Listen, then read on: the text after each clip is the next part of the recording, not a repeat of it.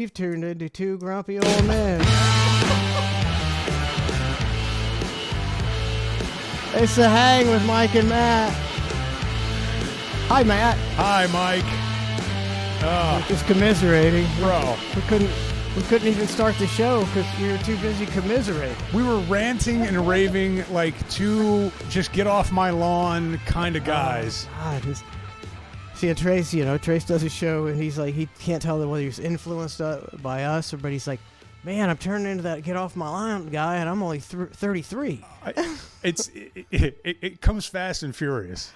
I'm definitely that get off my lawn. I'm mad at everything. Everything makes me mad now. I think it's just because the way things are. It's like I didn't used to be mad at nothing. Well, before we crack the mics, we're just talking about like, and not to start the show on a sour note or anything like that. Because trust me, there's good stuff in tonight's Hang. Oh, that's always. I've got something of epic proportions. Oh my God! Later on. I mean, the Russ Martin stuff was pretty sensational. This is better. Oh, see. That's a lot of hype. Okay, it's all right. Way better. I've got something in this plastic bag here. Yes. That is pretty spectacular. This is the long con, isn't it? There's no. You've got that picture of Stormy Daniels blowing me, don't you? Oh, man. Well, Damn. I do, but this is something else. Related. Oh. But, yeah. No, so you're going to save that for a while, right? I mean, you can do it whenever you want. Doing it right now? I don't. Wait. All right, well, I don't care. I honestly don't care. But I don't want to see it. But I don't care when you do it. At your leisure. Yeah, we'll do it later. It's the Hang with Mike and Matt. Yeah. Well, before we crack the mics, we've been talking here for half an hour. So. Yeah, and we're just two frustrated dudes who are looking at our property taxes and the cost of living and the cost of life and like what your kids are going to go through. And yeah, it feels like heavy. And like you said, for the first time in my life, like politics, no matter what you like, it feels like it's affecting, and I'm thinking the same thing. It feels like it's affecting me, but I can't quite describe it. It just feels like everything's super heavy. Yeah. And I don't know how other people are doing it. And that's what's really frustrating to me. Yeah, I don't think it used to be super heavy for the middle class. Like, okay, well, when I grew up, my dad was a middle class. He was a principal. He made like 40 to 50,000 a year. So he had a house, and I didn't even notice if there was really high inflation. Nothing really changed in my house, and then so I never noticed any highs or lows. But my parents certainly never came to me and said, Mike, you'll never be able to own a house. They never said that to me, Now you have to say that to your kids. It's like the easiest thing to say to your kids. Unfortunately, it's like, yeah, no, that ain't gonna happen. Nope. There's like I was telling you earlier, like it was like just looking at a piece of property. It was like a 3-2 trailer on an acre lot, and it was $500,000. It just doesn't make any sense to me. The median price for a house in America is in the higher mid 400s, I think. And it's like, what kind of Shangri-La are we living in that everybody's going to live in a $450,000 house? In this, I don't even understand what that means. Are they trying to do some sort of like great migration? Like for us locally here, it's like, well, you can't live here, gotta head north. So it's like, okay, you head north into the what we would refer to as the sticks, right? Yeah. But like, are they just pushing everybody towards the sticks in general? Like, is this the next evolution of going, well, time to take up those little small towns? I can't figure it out. It's not easy to figure out. Maybe they're trying to draw, who's buying all these houses? China. Yeah, that's part of it. Like Berkshire Hathaway, BlackRock. So they want a nation of renters. Not only will you not own a house, you won't even pretend to own a house anymore. Now you're just going to rent your house in perpetuity. Everybody. And that's what they want. See who's getting. The American dream was to own your own house. Maybe you could give it to your kids one day. Ain't nobody getting a house from their parents now. Bro, you gotta get out from under it. Yeah, everybody Get a little cash for yourself and call it a day. And everybody's got to make their own way. And if you hand something down, if you pass away or whatever, great. But like, it almost like you can't.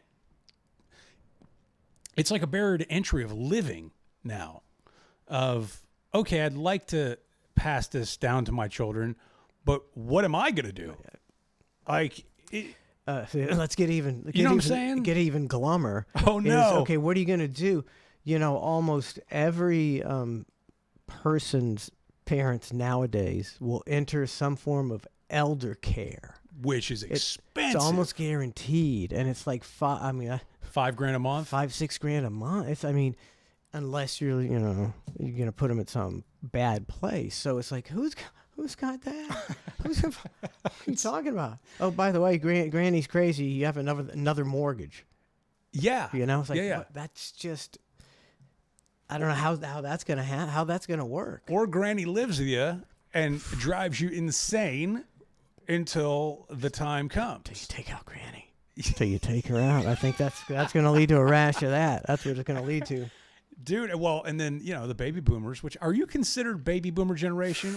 I don't know what the cutoff line is, honestly. What's after baby? Gen X? What's after boomer? I don't know. I'm probably a boomer. What would I be more than a boomer? What's before a boomer? I don't know. I don't know. Less than my silent film era.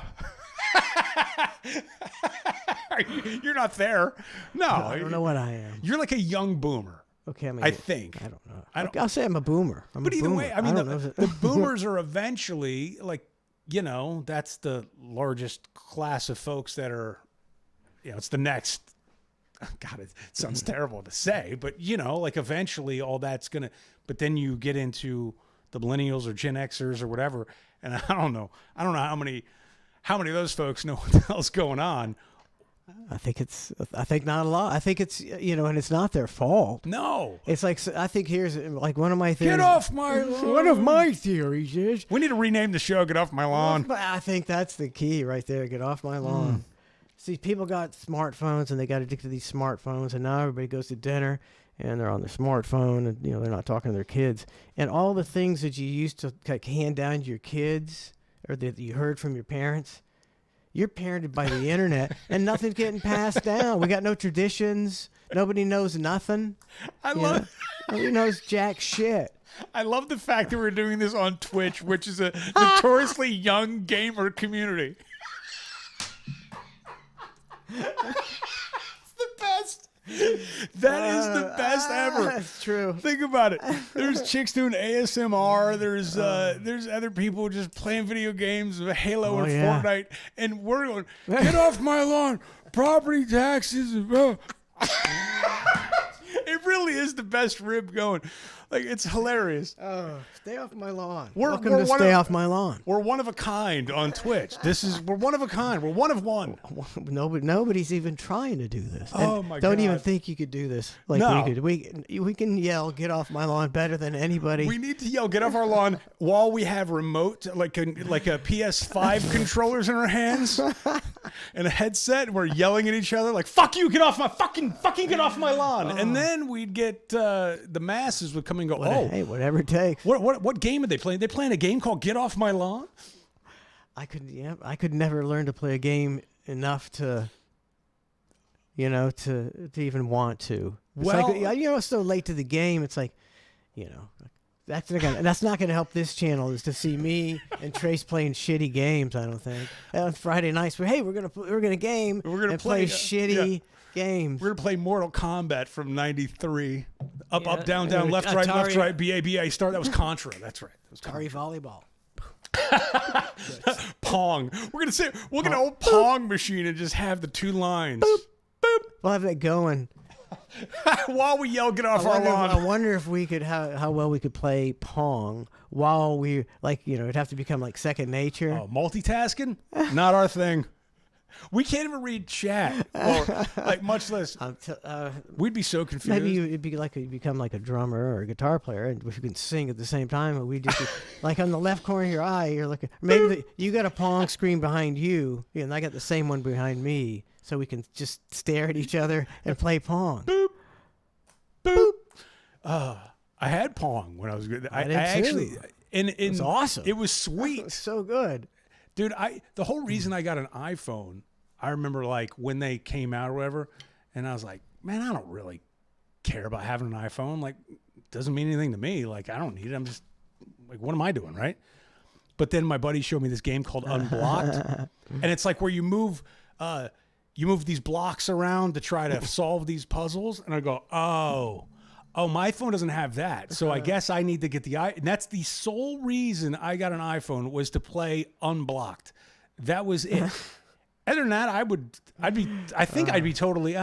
have adapted by now, but I would have been pretty cool for a while, still not having Yeah. a really smartphone. I can't remember why I had to. I think I just had to. They like made it impossible to own any other phone. That's it. That's what they did. Yeah. Yeah. So you had to do it. Like they were like, Donna was holding on to her phone, her flip phone. Yes. Holding on, and she's like, she loved it. Yep. It was her baby. You know when you hung up on somebody, Click. you know when you're going to make it a call. Yeah, and then finally they're like, "Hey, we're turning that phone off."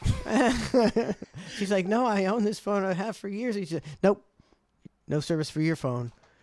And so, yeah, It's the weirdest you thing. got to buy an iPhone. Dude, stuff changes. I was looking at it. Apple was talking about, they're coming out with a 13-inch iPad. That's their newest product. And I'm going, I don't even know. Like, that's a thing. Like, who gives a shit? Like, so they're coming out with a 13. Like, what's the big deal about that? Like, They've run out of things. yeah, like, well, and the best is for a while there, they were making the iPhones are like smaller, right? They're like, oh, this one's 10% smaller than the last iPhone and blah, blah, blah. And then all of a sudden, one year they go, bigger is better. Yeah. And they started expanding the iPhone again. I'm going, what are we living in? How are they just... Now, How do they just play? They just played the world They did. for years of going smaller, more compact, and then they go bigger, bigger screen, and now Android comes out and they got the fold phone with like even bigger screen, double screen. Like I just Preposterous. can't. It's very weird to me. and then one year, I mean, it got so big to me that it was cumbersome. Yes, And it was like, well, didn't it look like it would barely fit in someone's pocket? And you thinking your pocket looks like you get a hard on? It does. And you don't really see a lot of people walking around with those anymore, do you? It's like, I think people would be embarrassed. It's like they got you on that one for one, then you were like, no, this sucks. Oh, bro, the worst was the Nextels. Those were we called them the BB brick. Yeah. The bricks were brutal because you could get a hold of anybody any time with the little side thing. Blip, blip. Yeah. Ugh. Got it. Blip, blip. And then they. Oh, the dogs don't like the blip blip. But the Nextels were brutal. Shush. Which dog is that one? Shush. Which? That's Bella. She's the one that hates Trace. Go lie down. Go lie down. Good doggy. No Well- more sound effects from you. Get off my lawn. Here we are. Dogs are barking. Quit your barking. Go lie down. Well, maybe there's some AARP network, we could get involved with. What do you It could be mean? the hip show, wherever they market to seniors and talk radio. I'm not a senior though. That's the It messed doesn't up matter. part. I'm senior enough, and we talk about it.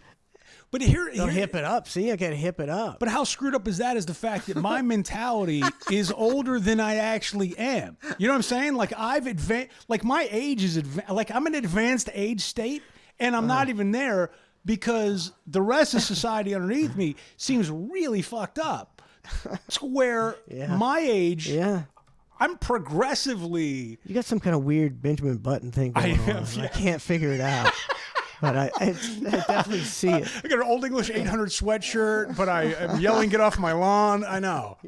You're confused. I'm very You're confused. very confused. Life is confusing. It really is. Yeah, it's very, very, interesting. Feels like it's all coming to a head. I think they're trying to make you think it's all coming to a head. Well, I don't like the fact that when I go on Drudge Report or whatever, and they're like, "Oh, 41% of the world thinks we're headed for nuclear war." It's like that's almost 1 out of 2. Can like that's a problem? Can we scale that back? I'd like to see the numbers down around 4%, where it's just a conspiracy theorist going, "Oh yeah," like, but almost 1 out of 2 people are basically going, "Yep, we're gonna get blown back into the Stone Age," and everybody's just like, But yeah. "La di da." Yeah. So maybe that's what they want. They're like, yeah, we want everybody to be ready for nuclear war. Then we'll figure out a way to make money on it, and we'll do a limited nuclear strike on some. You know, they'll do something. They don't care. So weird. Yeah. Well, Welcome to the hang. Boy. Yep. You get off my lawn is now over. Probably not. It'll probably come back. It comes back. Occasionally, get off my lawn outburst, which is every like 12 minutes.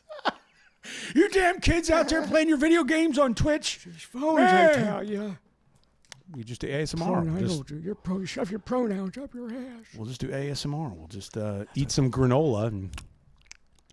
I wonder if there's a show that Oh God, how annoying! It's totally. I don't get it at all. We did the exact same show that we do now, The Hang, but we talk like this. It's quieter. It's very quiet. Get off my lawn. And occasionally I'll talk like this. Oh God! Oh, get off my lawn, ASMR. I don't even know what ASMR stands for. Audio sensory. I have no idea. I used to know. It shouldn't even be a term. It shouldn't even be. Yes. Yeah. Oh yeah. So satisfying. So satisfying to hear the nails click on the microphone. People are so pretend weird.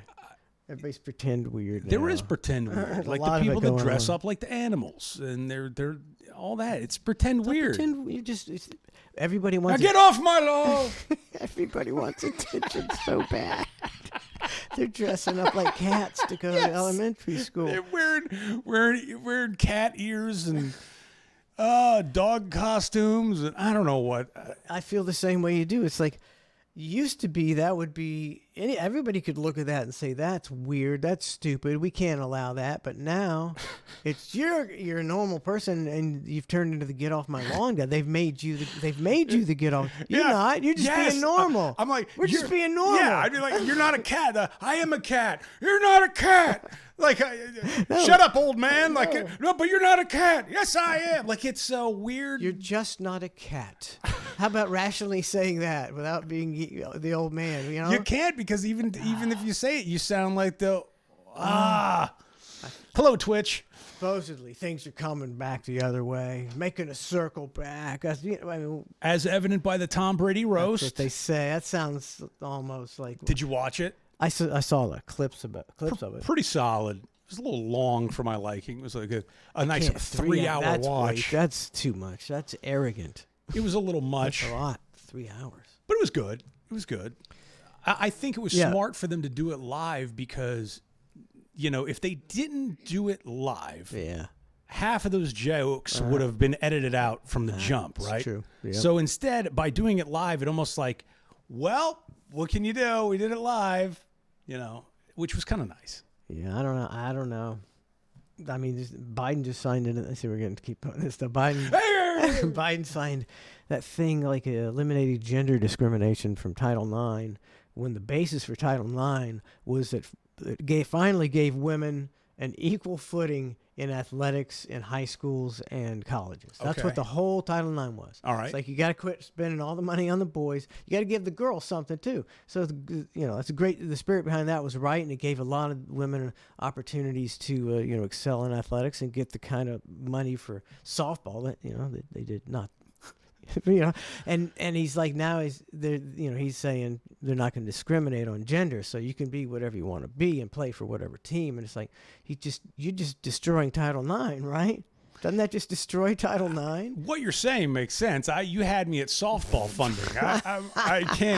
I can't process past that. What do you mean? What do you mean? You don't think softball should be funded? I mean, I don't know. Like, I get it. But if the school makes nobody's making money off of softball. No, but if they make $300 million a year on football, well, everybody's paying fucking tuition too, so they're making a boatload of money. I don't know. The so capitalist in me says go all in on football. It's not. It shouldn't even be a money making enterprise. the reason the whole university exists is to make our young people better, and by offering women a chance to play sports, which is a really, playing sports really develops a lot of character, keeps young people out of trouble. Yeah. So it should be done absolutely when we got the money that these government institutions fucking. See, it's a good thing I'm not the president of a university. I would go, all right. No, you do good. See, I'd be kicked out. I would say, all right, look, what sports team, what do we have here? What's the sports? Let me go check out the games. And I'd go to the football game and I go, wow, pretty good crowd. I like this. I'd go to the men's basketball game and go, wow, all right. Even if we're getting our asses kicked, still got a little spirit out there, whatever. And then I'd go to the men's baseball and I go, all right, we'll keep it. It's fine. And then I would go to the women's basketball. I'd go, looks pretty desolate around here. And then I'd go to women's soccer, women's softball, et cetera, until me being the president of the university, I had chopped off basically all the women's sports because it doesn't seem like they make any money. Now, yes, it develops character. That I agree with. And this is totally sexist of me. I get that.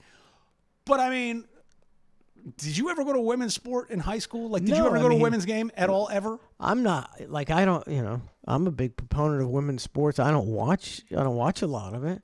Well, then how are you a great proponent of women's sports if you don't even watch it? No, I think it should exist. Like when my daughter played sports, I loved it. It's like that's because it was your daughter playing. Colleges, they're institutes, where you send your children to be good. They're state funded, and many of them are run by our tax dollars. Yes, and they're to make people better, and they offer intramural sports. Why do they offer those intramural sports? They're not making any money on them.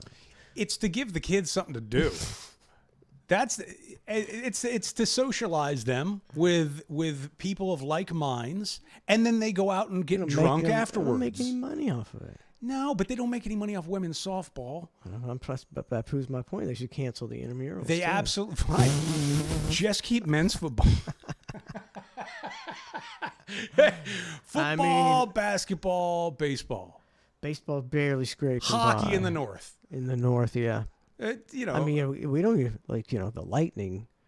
There's no breeding ground for Lightning hockey players in Tampa. There's no farm them out up north. There's no universities at any of these colleges down here that play hockey. Is there at all? I don't think so.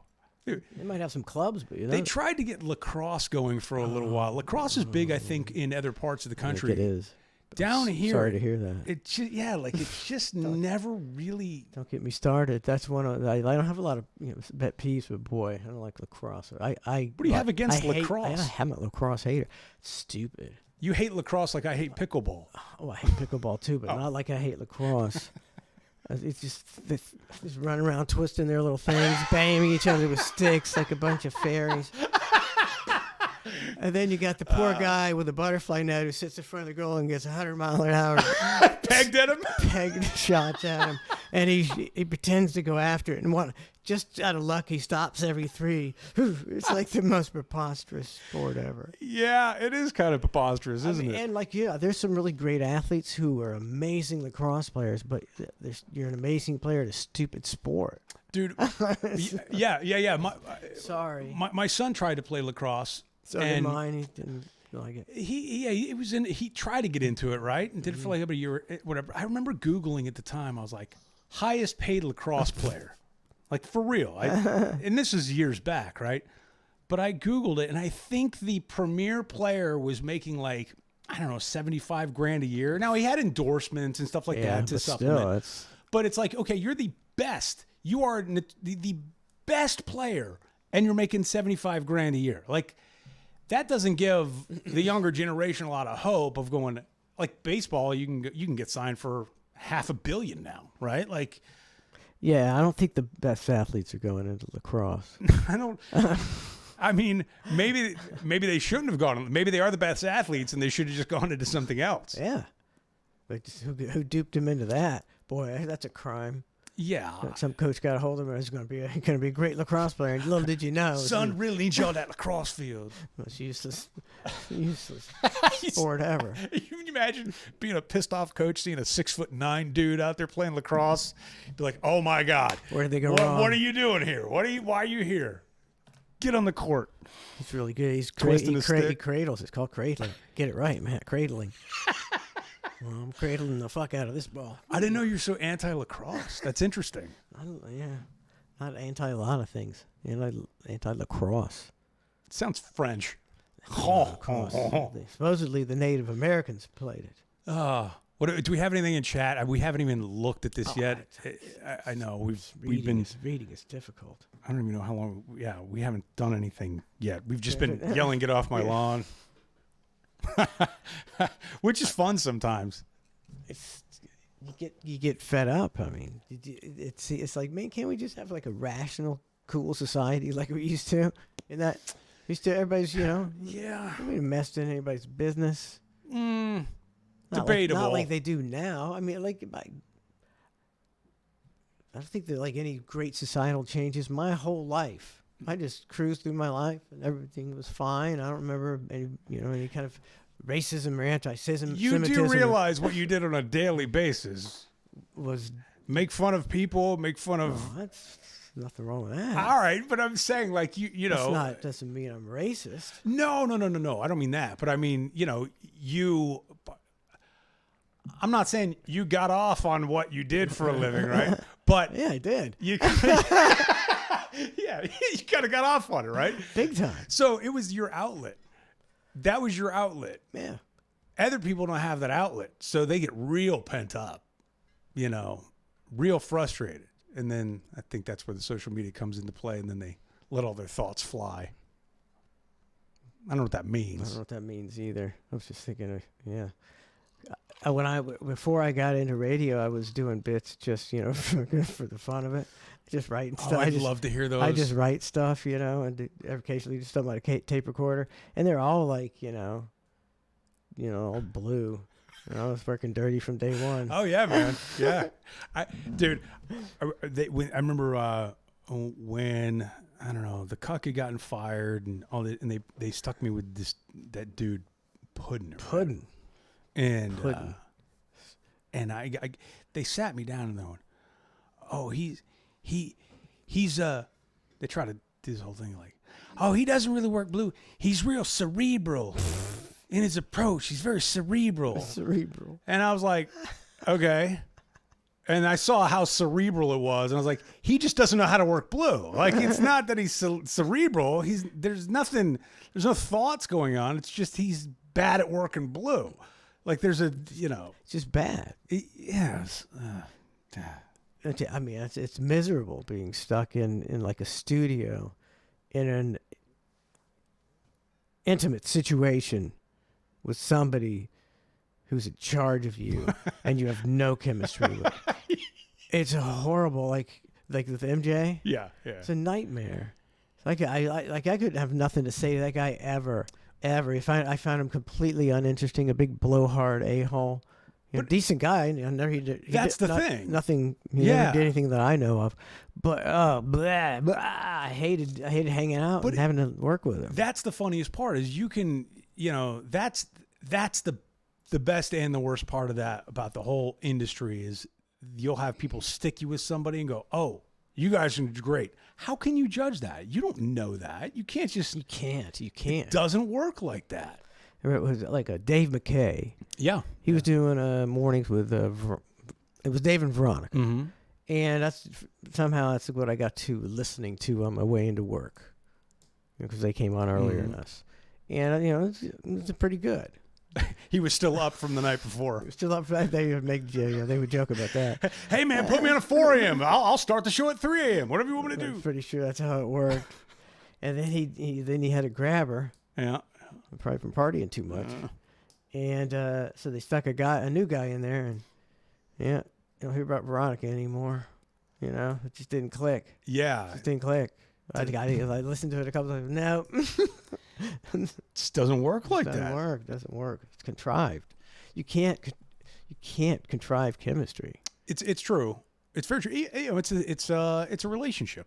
You know, you're in this relationship with somebody, and you know, sometimes it's good, sometimes it's bad. Or you know what I was looking at? I looked at a clip of Scottie Pippen passing the ball to Michael Jordan, and he was almost out of bounds. Right, Scottie Pippen, he's running, and he fling the ball back. I saw that. Yeah, Jordan catches it up in the Way air, high. way high. and whew, sinks it. Right. I mean, just It's an amazing. incredible It's play. an incredible But sequence, they fucking hated each other. Which I didn't know that growing up. I just watched the Chicago Bulls, and you go, "Oh wow, that's a great team. Like that's a crazy amount of talent on one squad." But you didn't know that Scotty and that wasn't, at least at my age, I didn't know that was a thing, right? You didn't know they had beef. I didn't either. Until years later, and you find out like, yeah, they hated each other and all this stuff, and I'm going, that's like anything, whether it's a rock band, whether it's a radio show, whatever. Like, yeah, you can come together. It doesn't mean you all like each other. Still, even if it's, you know, even if you hate somebody, imagine if you're part of a team. It doesn't matter. You have to want them to succeed. Yes. Or else you won't succeed. Correct. We were kind of a part of that. Yeah. You know, it's like you want the show to succeed, and you'll do whatever it takes for the show to succeed because you believe in the show. Correct. Even though your head coach is Tom Bean. Yeah.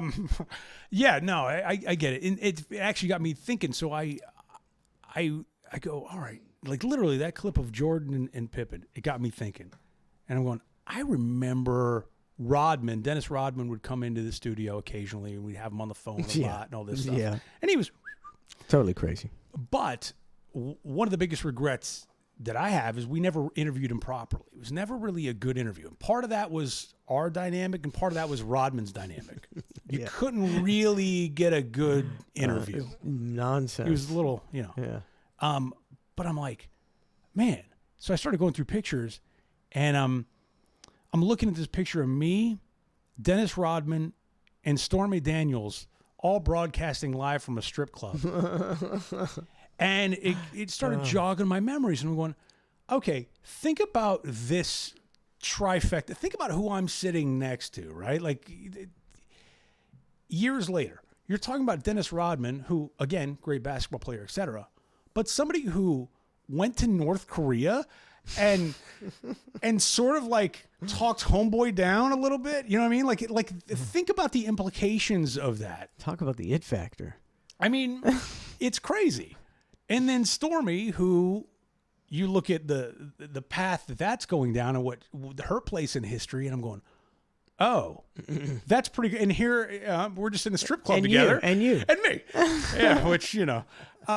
So then I'm going, oh man, started jogging my memories even more, and like going, oh, let me see what I got in these memory boxes.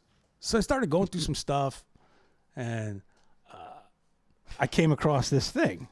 Oh, jeez. I came across this thing. Yeah. And this is like a piece of history at this point.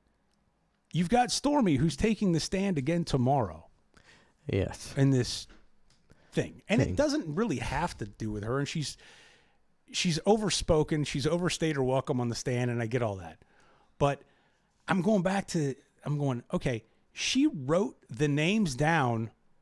She told me about Donald Trump. She wrote the names down on a Post-it note.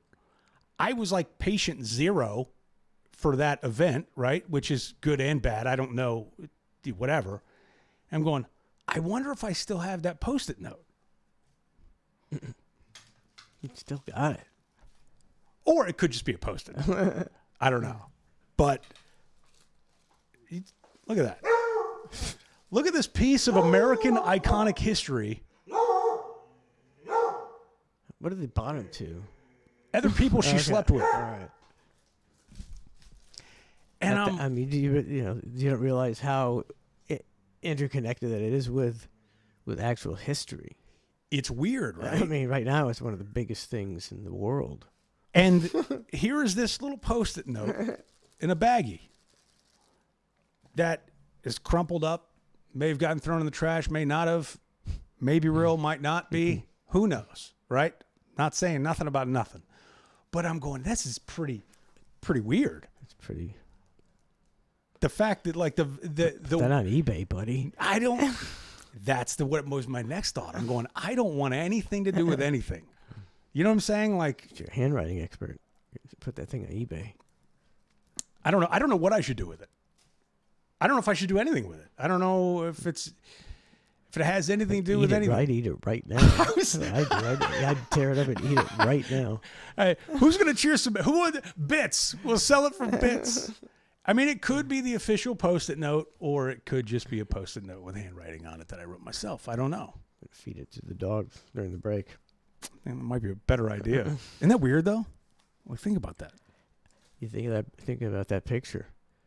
The Rodman At the time, you did not think you were sitting next to a guy who was going to broker a peace broker deal. a peace deal with Kim Jong Un, and then a woman who was going to be involved in the 2024 presidential election At a strip club. strip club. Who would have thought? Isn't that it's the weirdest thing ever. And yeah, and every time, like today, I was again just jogging my memory, and I'm going, that is the strangest thing ever. But I don't want anything to do with anything, right? But boy, is that weird. I don't know. It's the whole thing. But I don't know where she stands in this thing tomorrow, because she's going to go on the stand and they're going to rip her to shreds and try to call her a liar and extortionist and all this stuff. And all I know is, like, again, pro-Trump, not pro-Trump, whatever you are. I mean, look, it happened. It happened. I don't know what to tell you, but she had no reason to tell. She had no reason at that time. Donald Trump was not a presidential candidate. He was just a businessman and a guy on a TV show. Yeah. And she still admitted that. But, you know, she also mentioned that there was cash involved. But nobody seems to play up that angle. And I'm going, I don't know why. And I think it's because, again, she doesn't want to look like a prostitute, and he doesn't want to look like somebody that paid a prostitute. Yeah. But meanwhile, like, there was, at least her telling me, there was money exchanged. And it's like, at that point, it brings it into a whole new sort of realm, you know? But Just a couple agreeing to sex for money. I mean, I don't know many porn stars that sleep with dudes for free. That's all I'm saying. Yeah, how many porn stars do you know that get with a billionaire and go, oh, you know what? Yeah, I'm going to do this guy for free. This one's on me. This one's on the house. Tons of them would fuck a billionaire just for the cachet or the potential that they could get in tight with that billionaire, man. Or how That's many free would fucking right there? Or how many would do it and go, wow, this guy's a billionaire. He can pay me a hefty chunk of change, and all I've got to do is perform what I do normally. I'm sure the Donald just went, here's $1,000 for your trouble. Oh man, Don't you think? Well, how much? I don't know. I mean, I'm probably lowballing him. That's the number that was given to me. Preposterous. Why? No, I believe the number. Oh, but okay. But actually paying that is preposterous. Isn't that weird? Preposterous. It's just, yeah, that's how he. But for him, that's not a big deal. He gets off on that. He takes you $25,000 from the Donald. Oh, Jesus! Way to spit out the number. Your notes are meaningless with me, Matt. They're meaningless. Meaningless. Trying to think of what kind of Saturday Night Live character I am that always divulges the secret. That's my gimmick. Yeah, you really don't know how to hold in a secret. No, I can't. I'm the worst. Everyone makes fun of me for my whole life for giving away secrets. What do we do with this Post-it note? This historic piece of Americana at this point. Because I don't want anything to do with nothing. Maybe I'll throw it out the window on the way home. I'll get a candle. I'll get a candle in here. You want to burn it? You burn it. Burn history. Maybe that's quickly. It's not a bad idea. Want to burn it? I got a lighter. I got a lighter too. Should we burn it? I think you should burn it. Wait, hold on. It depends. Is anybody in chat? Let's bring this to the chat and see if anybody even has an opinion on it. And again, it might be legit. It might not be legit. It could just be just a regular, good old-fashioned Post-it note. Or it could be a legendary piece of American history. Legendary. I mean, that's, it's one of those things that when you're when you're meeting Where were you when you heard Stormy? You're meeting Stormy Daniels back in the day. You're never going to think that that your conversation is eventually going to lead you to being having something in your possession that kind of could affect the election, Or not. of course. Or it could just be a could Post-it just be note. Post-it. You never know. Bella was drawn out there. I saw you lift some of her stuff out there. Wait, say what? No, I'm just kidding. Oh. I was like, huh? What? What happened? F. Coot says burn it. Mm. So, Like, I don't know what the like, I kind of do want to burn it, come to think of it. I don't know. burn it. Burn it? Burn it. You got two burn it. 2 burn it's? Well, I don't know what the advantage it would be to keeping it, or I guess, yeah. I don't want anything to do with anything. I don't either. I'm a not want to do with nothing guy. So you're burn it guy? Yeah, I'm a burn it guy. Should we burn it? Yeah. Is it okay if I burn it in here? Yeah. No fire alarms in here. I don't know. It might be a raging fire. Maybe we better not burn it. Nope. Is the decision's been made? Yeah. Is it official? Yeah. Go ahead and burn Just get it? Just Get it done with? You have to get after it. Wash your hands. Hands clean. All right. Hands clean. I don't want nothing to do with nothing. And again, folks, that could just be a Post-it note. It could just be a regular good old-fashioned. Yeah. It's a nice little flay in there. Not bad. There goes something. Here goes nothing. There you go. There goes something. One day that would have been worth so much money on eBay. All up in smoke. Nope. No, see, clear conscience. Sleep good. That did feel nice. Sleep good with a clear conscience. Or it's just a Post-it note. There it is. Forgot what I was talking about. We're talking about. I want to talk about the women's sports we were talking about. Oh God, the women's sports. There is supposedly a restaurant, a new sports bar in Oregon called the Sports Bra. You get it? B-A-R. You take the letters and jumble them, and they're Sports Bra, and it shows only women's sports. I don't know. I heard this on the radio. I don't know how reputable it is from a disc jockey, and they're allegedly From a disc jockey. gonna have a chain of them around the country, and it's like nobody's gonna go to a sports bar and watch women's sports. No. You're just not gonna do it. I don't know what to tell you, people. Well, hold on. I mean, isn't women's basketball all the rage now? Like, I almost feel like I think it's gonna die out. Is it fake popularity? Yeah, I think right now. Well, like the Caitlin Clark deal, she ended up with all the records this year, and she played for Iowa, and I just like to watch, people who are exceptional. It's like she's the best player ever. So I was like, let me watch her games, and so I watched a few of her games. So I know about Caitlin Clark, and she's making $75,000. So in the NBA this year. No, she is $75K. So I've never seen her play at all. Yeah. Honestly, it just haven't. Yeah. Is she a great player, or is she a great player based on her surroundings? Well, she doesn't have a very good team. She's like when you watch her play, she elevates her team. When you watch her play, do you get that vibe of going, "Oh, that looks like Kobe," or "That looks like Jordan," or is it just like, Yeah, "Oh, she can dribble"? No, she lights it up pretty much. Okay, And she dishes like she's a real disher. like a Larry Bird. She really dishes like you wouldn't, Can she dunk? No. Boo! None of them girls can dunk, man. They're gonna lower that rim. None of them. They're gonna lower that rim. Let them take it to the house. Why don't you lower the rim? Why not? Right? It's like it's physically impossible. Maybe in 10 years you'll get some tall enough women to regularly dunk. Why wait? Yeah, They're smaller than us. lower the rim. Why should they have to jump 10 feet? They can't. Nobody wants to see a layup contest. It's a layup contest. 3-point in a layup contest.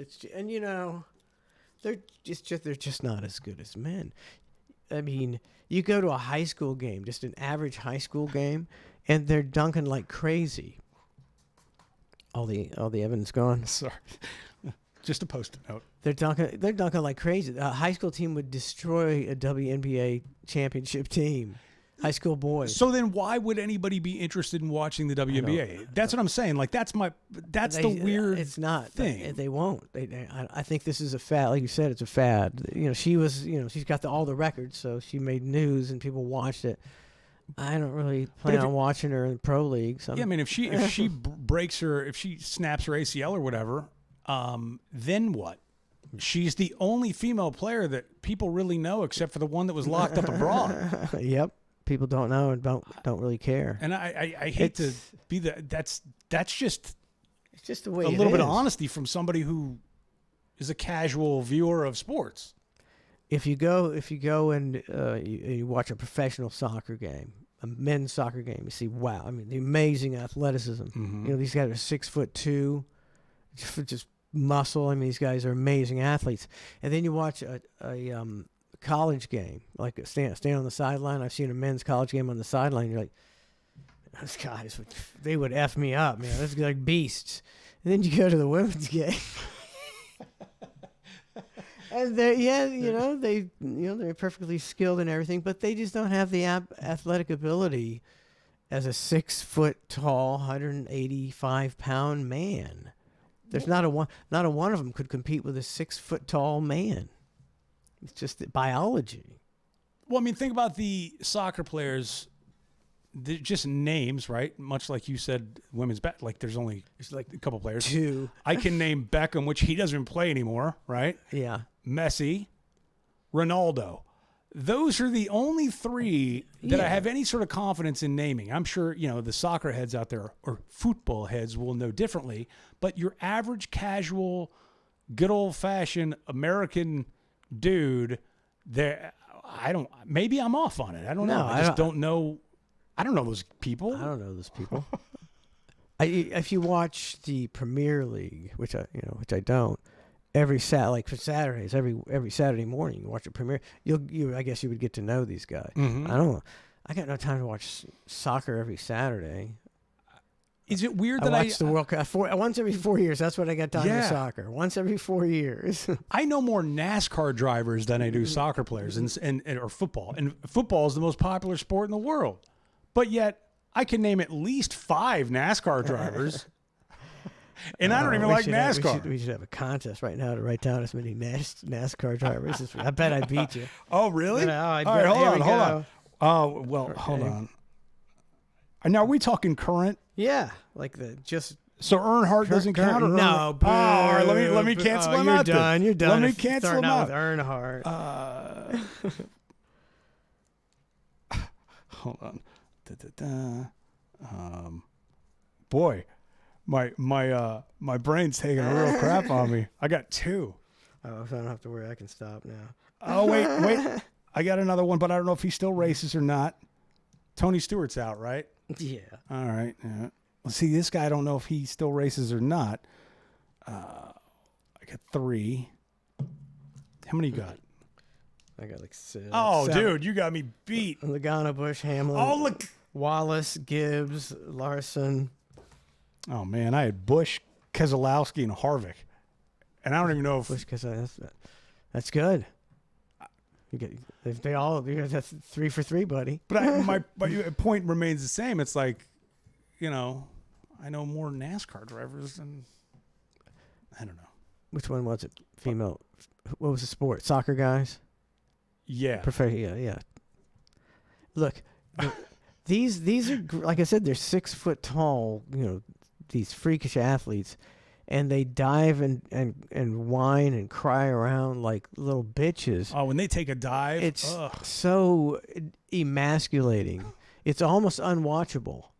You're just like, I can't watch these guys crybaby anymore. Well, and then when they can't sell it properly, they just get up and they pretend like it never happened because they know they're not getting the calls. And they're like, all right, back to business. And they start running again. It's preposterous. It's like it's embarrassing. Get off my lawn. So I don't think the American man is, he didn't grow up with soccer. Most sports, soccer is the cheapest sport. All you need is a soccer ball and a lawn. You can play soccer. So everybody in the world plays it. All these third world countries, everybody plays soccer, except for us, we had other shit to do. We were way cooler than them. We got more money. And so soccer, you didn't grow up with it. So when you see all these guys whine and crying around, it's a turnoff, and you're probably not going to go out for your soccer team at high school, right? Well, what's the other one? Cricket is pretty popular, but I've tried to watch cricket. I don't understand that one at all. That's bizarre. That's nonsense. I don't know. Is there an outfield? There's not an outfield. There's stands, but they're bouncing the ball. Somebody's smacking it with a paddle. I don't know what. I don't know what the deal with cricket is. It was like It's like pickleball for baseball or something. I don't know what's for happening. Indians. And some Indian on LSD made up. You get the wicket, and you bounce the ball, and the ball, if you hit once, and you bang it. No gloves, big field, huge field. What is it? What is it? It's like you can't even. They run to wickets, and but I'll tell you what. And I don't want to. I try I'll give it like 5 minutes. I'm like, no. I think they're studs though, and wherever it's popular in those countries, they are. I think they're studs. They're revered. For real, I think so. I think they are. Yeah, they don't, because Indians don't give a shit about the NFL. No, they give a shit about cricket. Yeah, cricket. Yeah. Cricket. We'll have to learn cricket. Oh, yeah, it looks dreadful. It does look dreadful. It looks pretty dreadful.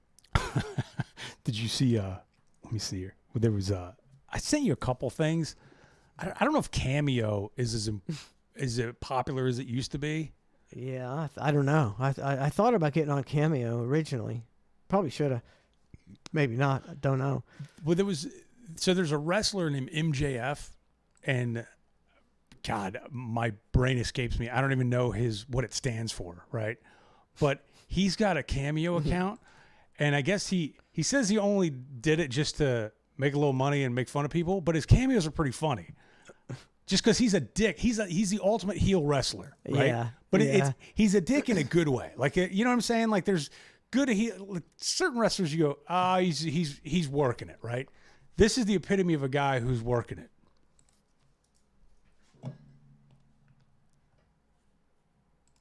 Hey, this is MJF, obviously. I just got out of the shower, and to be honest, the only reason why I'm doing this is because I'm really bored. And the reason why I made it $500 and everybody else is so much cheaper is because I don't like you people. So, good luck affording it. Hey, this is MJF, obviously. So how does that work? So, So $500 to see that video? Or? No, he'll make you a custom video. So, there's a couple other examples in here of ones that he's actually done for people. So, yeah, but I think his cost is like $500 for one of these videos where he just tells people to go F themselves, which is great. All right, Paul, I'm in my hotel. I like it.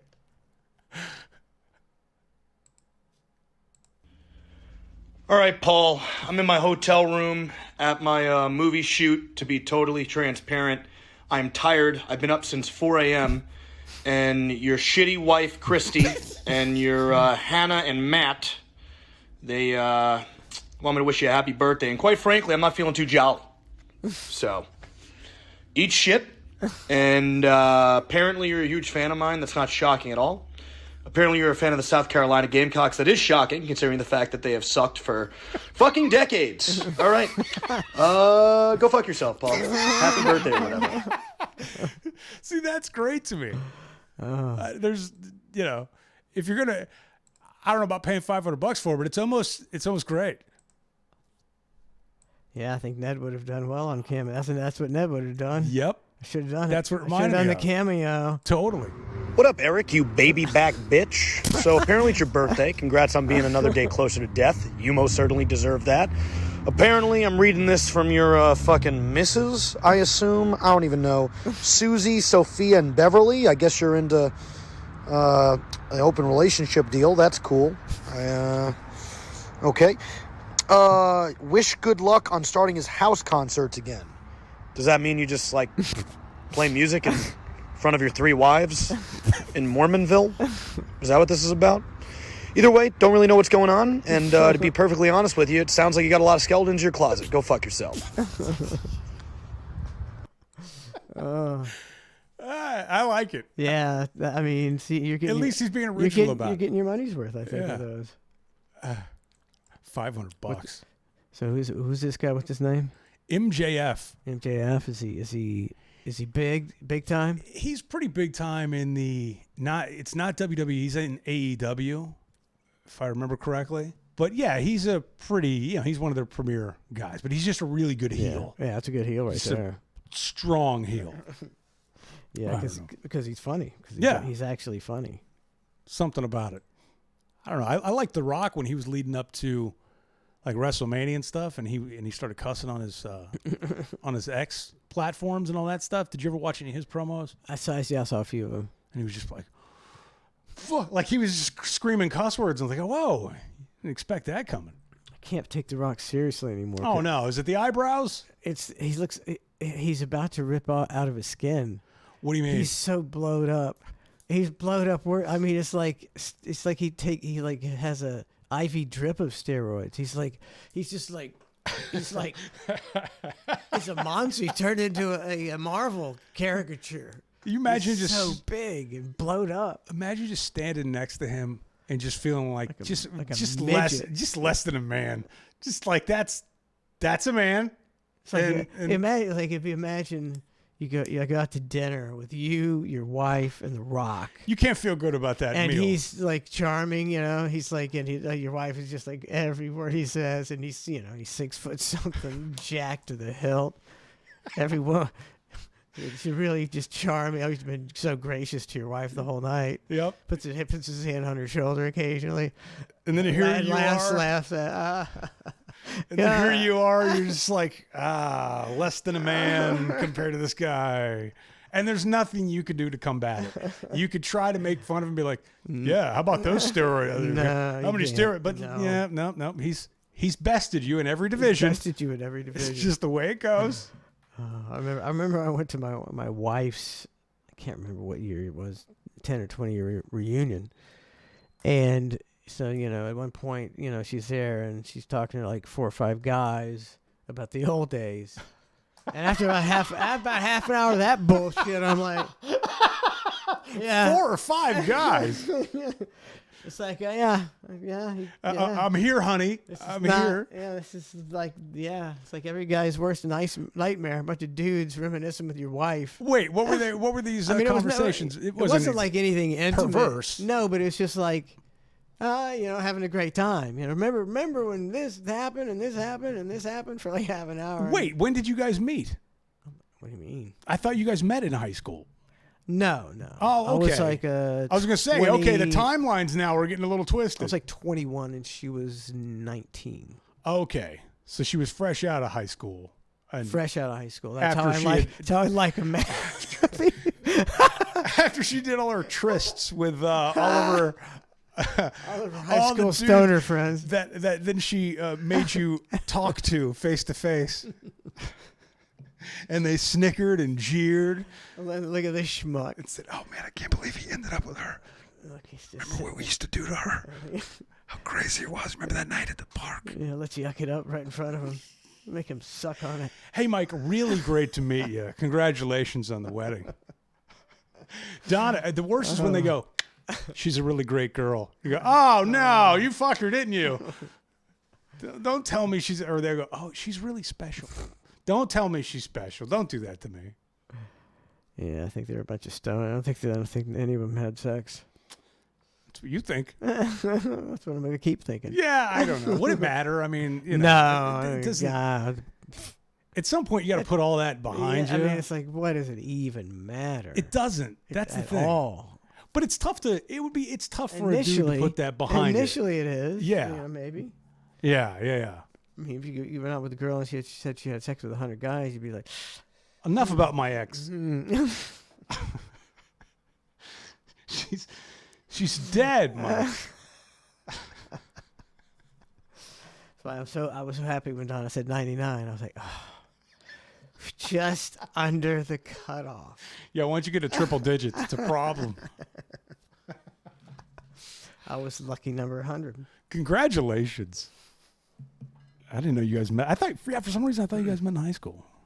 No, at the beverage drive-through. I can't remember whether she was 18, I was 20, or 19 or 21. It was something. She came rolling through for a sixer and a pack of zebra striped gum or whatever. Pack of Marlboro. Marlboro Golds. Roll them up in her sleeve.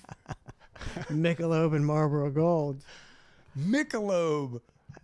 Oh man. Michelob. When it used to, it used to have a different shaped bottle.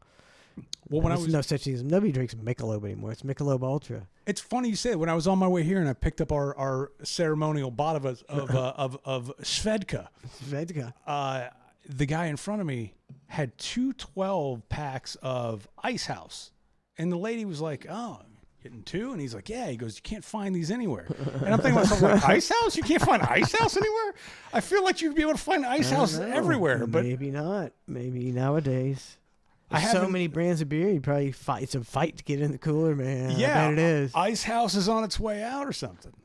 It was high alcohol beer Oh man, for regular beer, cheap high alcohol beer, The- like this close to malt liquor. I think. yep. We used to drink. It was either Old English 800 or it was the Miller High Life, the champagne The of beers, champagne of beers. as they called it. And we found a They little. still call it that. Is it They still- call it if you get a That's Miller, hilarious. It says the champagne of beers on the label. They get the best slogan and they're sticking with it. It might as well, right? Like it's funny. It works. Coors is the banquet beer. It says it on the really? can. It's like a banquet. It's like, what's a banquet beer? Doesn't make any That's sense. a terrible slogan. Yeah, it's not even a slogan. It's just a Nobody- statement. And nobody has banquets anymore. What's a banquet? Banquet It's a fucking beer. banquet. Remember Red Dog? Whatever happened to Red Dog. Yeah. Hey, you want to run with the dogs? Run with a Red Dog. There's Red Wolf and Red Dog. There was Red Wolf, wasn't there? I don't know. They were making they're trying different beers, and it was hot for like a year or two. And Red Dog. and then they all faded away. I used to have to do gigs at bars Dog. promoting Red Dog. Yeah. Like, join me from 5 to 7 at such and such. We'll be here with a Red Dog beer. Yeah. And then that just sort of faded away. I bet they don't even have Red Dog anymore. Bum, bum, bum. That's what me and Donnie used to do. We'd head up the ABC liquor store, and we'd try these various. This is back. If people understand, back in the day, there was none of this stuff. It was just regular beer. Yeah, there's like 6 beers to choose from, and that was and then it. light beer, Lowenbrau, Michelob, Bud, Miller, and we'd get all the stuff that they get from like England, and it would be like a lemonade beer and a lime. A nice shandy. Lime, all kind of different stuff. And we go home and get high on Saturday night, and that was our deal. And now you can't find none of that stuff. It's all gone. You can't. They don't import it anymore because everybody's got 18 varieties of everything now.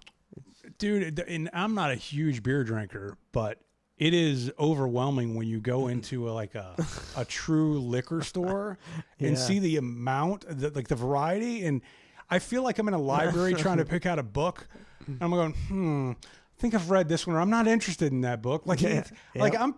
I look like a professor, but I have no idea what's happening. I'm just like, I don't want to buy one that's just going to be awful. You know what I mean? Like, I don't want to buy one. Yeah, it's like, Well, I mean, like, are you an IPA guy? Like, no. See, I can't drink any of that. Uh-uh. To me, it's like it boggles my mind. If you're an IPA drinker, that's fine. But for me, it's like it feels as if your taste buds are warped. Yeah. It tastes horrendous. Yeah, It's just awful. Tastes skunky and And after one, it's like you got that in your mouth. yes, if a beer had an asshole on it, That's it would be an IPA. There we go. It's the asshole of beer. It's brewed. And a giant asshole, a blue whale's asshole. Every IPA. Vat of asshole. Brewed from the finest assholes. Oh, I just can't do it. I never could. I've taken a sip of IPA and I'm like, oh, this is horrible. Yeah. Not a Some fan. people love them. Meanwhile, you got a nice Miller Lite over there, and I'm about to get me a Svedka. I mean, it might, I get high, drink light beer. I don't want to get too drunk. Those days are over. I try to vomit. Getting the spins. Yeah, I mean, Yeah. I say that, but usually at least once a year, and I'm like, why did I do this? Yeah. But once a year, it's a good reminder to go, ooh, that's why. That's why. Yeah. You need a Yeah. refresher course occasionally. Yeah. Why does it suck so bad? Why can't they need a drug that mimics the effects of alcohol that has no side effects? Wouldn't that be weed on some level? Okay, I mean, because Or the closest thing to it? like, how if you you know, I'm sure many in times in your life you drank so much that you really, you know, when it came out of your shell and did some crazy, not like mildly crazy Yeah. things that you wouldn't have done. And you go, oh Smoking man, I weed, can't believe I did that last night. Yeah, you'd just be sitting around, you know, laughing maybe. I don't know. I had some pretty good times when I was wasted with my friends. Yeah. It was like, all right. On that note, let's remind everybody of the Hang Bourbon Special Reserve It's coming out It's brewing as we speak. as we speak, and they're molding the cock rings. I mean I'm sorry, the cuck rings. They're molding the. They're molding the. Things are gonna get weird. If you drop the deuce, things are gonna get twisted.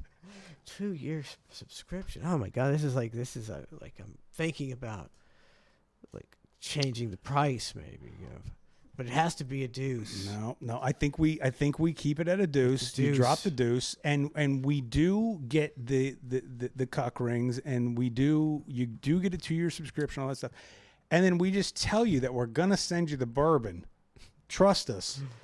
And then we just never. No, we're gonna send the bourbon. Dude. We're gonna get Donna. You know, Donna's gonna hook us up with some kind of decanters. Nope. And we'll rebrand. We just need a label. All we need. And then we take bourbon, the bottom shelf bourbon, pour it into the. Yeah. What if see? there's a certificate Oh, that's of authenticity? yes, and it's like, okay, this is good for a bottle of bourbon, and then we send out those certificates, almost like a stock certificate, let's say, right? Yeah, You know, like, it's preach like- on, preach on. it's I'm like, not- all right. I like what I'm hearing. You do have a bottle, and trust us, eventually you'll get that bottle. But before the bottle comes out, we fold. It's perfect. Yes. Yeah, it's.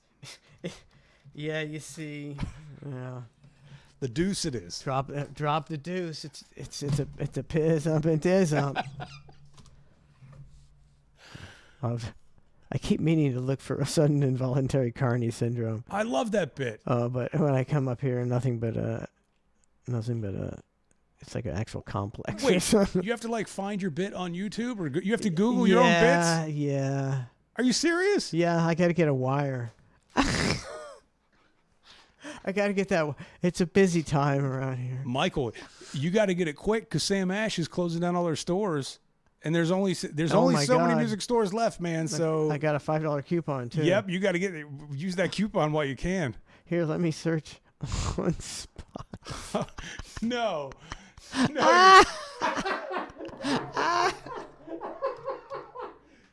For your own bits. Oh no. Oh, there it is. Is that it? Oh no. never How do you mind. spell Carney? I think we spelled it Carney. Why? Is it not going to be on here? No. Damn it. Bum bum bum bum. Bum, bum, bum, bum. I have no idea where that would be. Damn it. I know where it is. As Trace said, we're not doers around here. Not doers. You've got so much material. I need it desperately too. Look at me, I'm flailing right now because I don't have my sudden involuntary Carney syndrome. I just play. I could play what? I don't know, just anything, and we'll go get a drink, Yeah, we're just gonna get a drink. and we'll be back. I'll play Harper's latest. I'll tell you the story when we come back. Okay. Because you're fascinated, I'm sure, with my granddad's stories.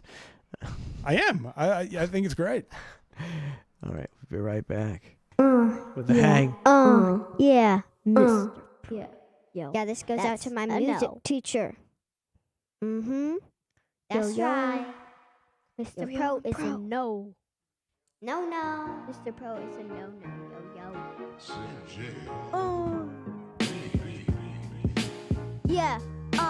Yeah. Yeah.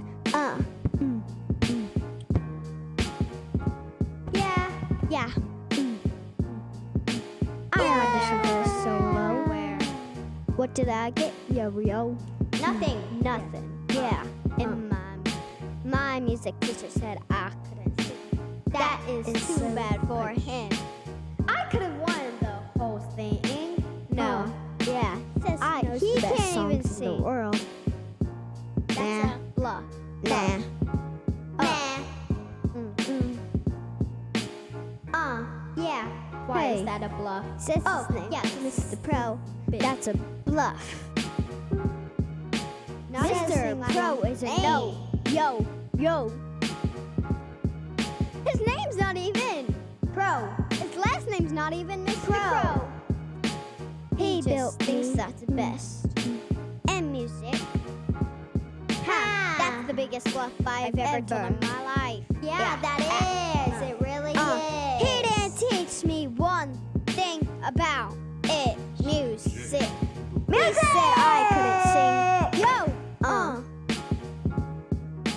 You don't know what I can do. Yeah, why don't you know? Oh, yeah. 'cause You you're are insane so and that dumb. brain. For not letting me have this. That's not enough. Say, you know the best songs. No. That's bluff. the biggest bluff of my life. Of bluff. So big. Oh, you think it's funny. But no. Don't you know, yo? Hey! Biggest bluff of yo. No, You're Mr. not. Pro. Your name's not even Mr. Pro. Go yo. away. You're the biggest bluff I've ever heard in my life. Go. Oh, yo. Oh. Never, ever Okay. again. You Shoot, can you have little do this. I don't even want the stupid solo. You are dumb. If you gave me the solo, it would be the best one ever. There. Yeah. Hey, what is it? Does anybody have handcuffs? Anybody. Like anybody. I Oh, there's a police over there. Oh, you taught us, I boys. want to go over there. Yeah, nothing. Oh, take me over Are you? there. Please, I want to go over there. Please, let me nothing. go over there. Are you sure I wanna nobody go. has I wanna any go over there. handcuffs? I want to go over there. Take me over there. Take me over there. Oh, there's a police over That's there. yeah, I definitely want to go over there. Yeah, can you take me over This there? dude needs some handcuffs.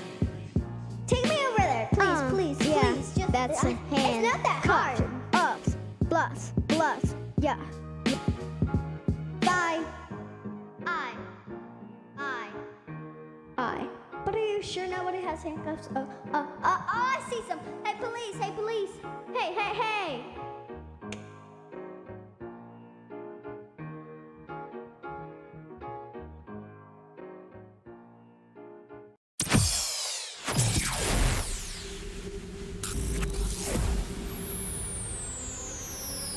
You're listening to The Hang with Mike Manson Waters and Matt Spice Floyd.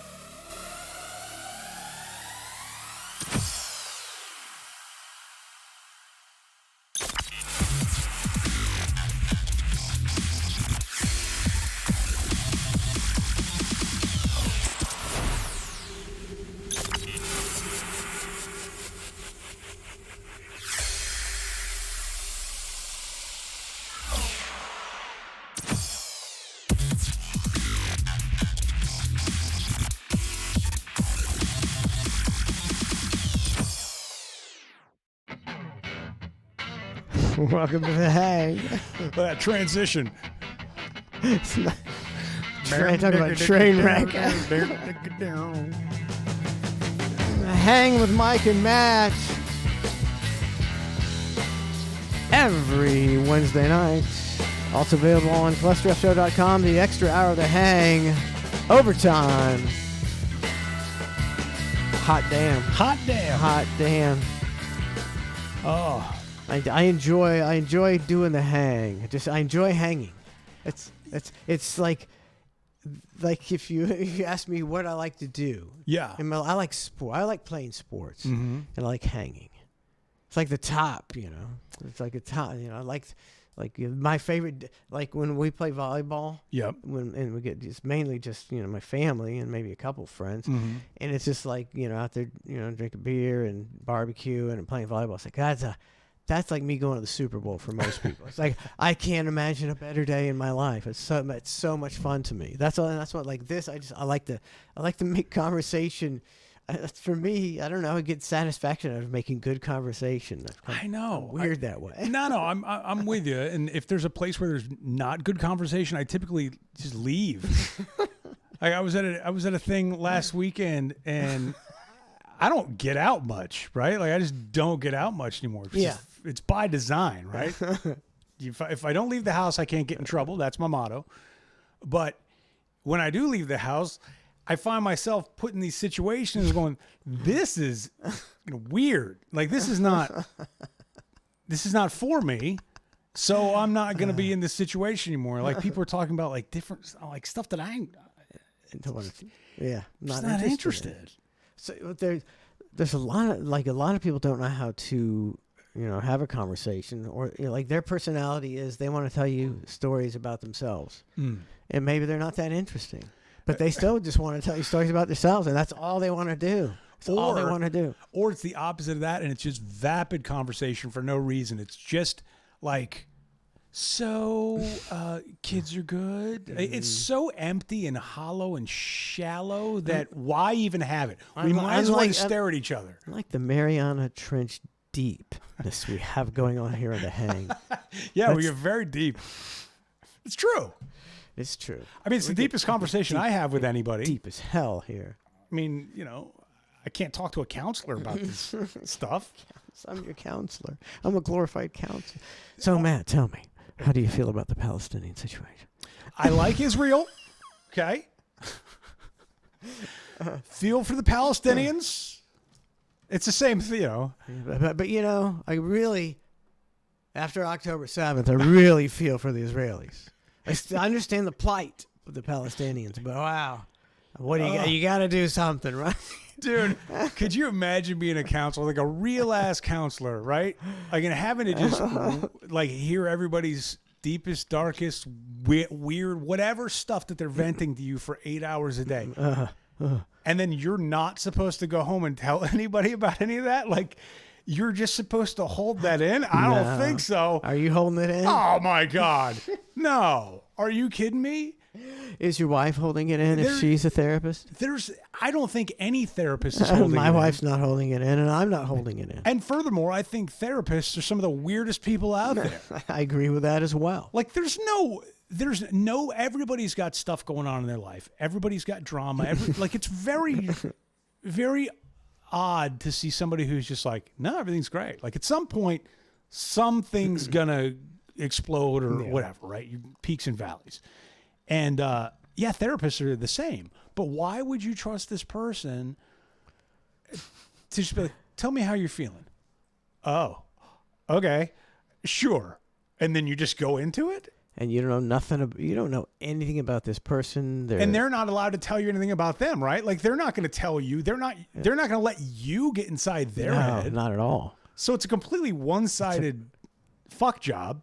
It's like it seemed like the only way to go to a therapist would it be if I don't really believe too much in therapy, but it would be if somebody said, "Hey, I went to this guy and he was so good," and maybe he's just an interesting guy that can talk some sense into you, because he's got a good personality or something. A lot of, anybody who gets a freaking degree in psychology or psychiatry can put a diploma on the wall and they're going to tell you what to do. When they probably, just because you got a degree in it don't mean you know shit about life, Yes, correct. And furthermore, I think a lot of the therapists, if you were to go see a therapist week after week and all you're doing is bitching and complaining about the same thing week after week, right? Like, what's the therapist going to go against you? No, they're going to side with you, do a little confirmation bias, and be like, yeah, that sounds like whatever's going on is pretty messed up. You're going to need to distance yourself from them or whatever it is, right? Like, they're only hearing one side of the story. Exactly. Like, every week they're consistently only hearing one side. Unless you do couples therapy, that seems like a recipe for disaster, right? That that can't work out for anybody, right? Why? Because fight in front of me. Fight to the death. You're gonna fight in front of somebody, a stranger, and pay them to listen to you guys argue with one another. Seems insane to me. Yeah, that's batshit crazy. I don't know if that works. I don't know. I don't know if any of it works. I doubt the veracity of any of these therapists. I think people go like, well, you know, I flunked out of everything else. I can always be a therapist. Now tell her how you feel. And then you have it. Well, I feel as though. It's like, it's got to be bullshit, right? It's got to be. I'm kind of a. I'd rather tap out. Tap out of what? Whatever it of is, a marriage. whatever it is, than do therapy. I don't. It just seems. I mean, maybe it worked for some people, but for me, you know. For me, Don, I can't. Don and I are either going to make it or we're not going to make it. And we can either talk it out or we're not going to talk it out. Nobody's going to convince us, you know. Or even solo therapy, give us right? some kind of.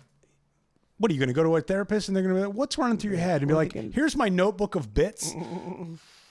Right? The therapist is going to look at you and go, you're a psycho. And you're going to go, no, I'm not. I'm just creative. And they'll be like, so tell me about your creativity. And then you're paying for it's just a weird. I wonder if It's like a ruse. I wonder if therapists like, you know, intentionally, like if you're really interesting, you know, I'm sure that some people go in there and tell them, and they're fascinating because some people are just naturally interesting people, and some people, you know, just dreary, and you got to listen to them drone on for an hour. And then I went to the store, and you know they didn't have my prescription. And you just like want to shoot yourself in the face. So you try to cure that guy really fast, and not cure the cool guy, right? No, the goal is to not cure any of them. Anybody. Like, why would you just say, okay, customer, I don't need you as a customer anymore. See you later. You're good. Like, no, you keep them in the hamster wheel, right? Like, that's the idea. At least I would think so. I mean, it just makes sense. I'm such a good therapist to cure everybody, and I have no clientele now. Yeah, like what Howard's been going to therapy for like 45 years or something. Like, well, no shit. Yeah, like always tortured. Yeah, I think some people just want somebody to talk to and somebody to bitch to, maybe. That's Just what want you somebody want from me, and vice versa. Now get off my lawn. I've just said it for years. Like people like, you know, like I don't know, back in the day, Bill Maher when he was more of a common sense person. People like George Carlin, comedians, you know, that tell it like it is. It's like people who like, you know, that kind of anti-government and kind of truth speak. They gravitate to those comedians, and they just hearing somebody say it makes you feel like you're not crazy. You're just like, oh, I'm not the only one that thinks that. Yeah. Yeah. You know, you're almost cheering them saying it because that's what Yeah. And, you know. No, I know what you're saying. That's probably why this show works so well because we're always going, yeah. You're right, Mike. You're right, man. Yeah, we're so right. We're the most right people ever. We both think right thoughts. And we agree with everything we say. We're never wrong. How crazy is that? The two guys can just get together and never be wrong.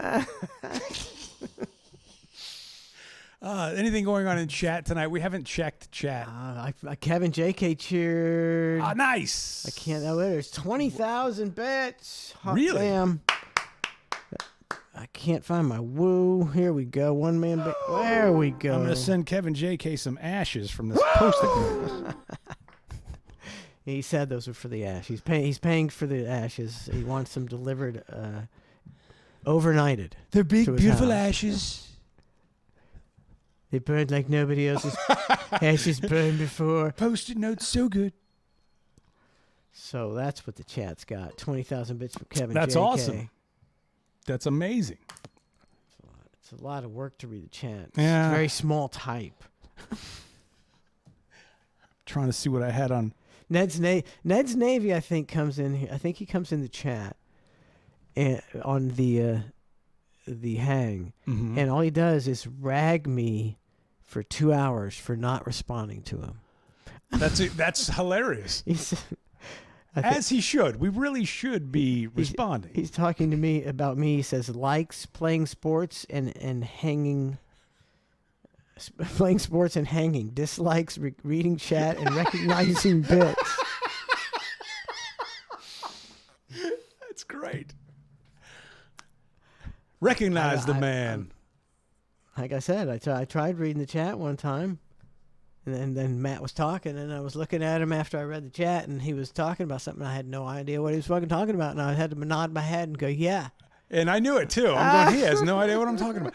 I tried to bring my iPad in here and read the chat one time, and I did the same thing. I got lost in it. I'm like, I can't follow this and talk at the same time. I'm gonna make Trace come in next time we do the hang and sit there and read the chat, and So and every once in a while he can give us the chat highlights. I love it.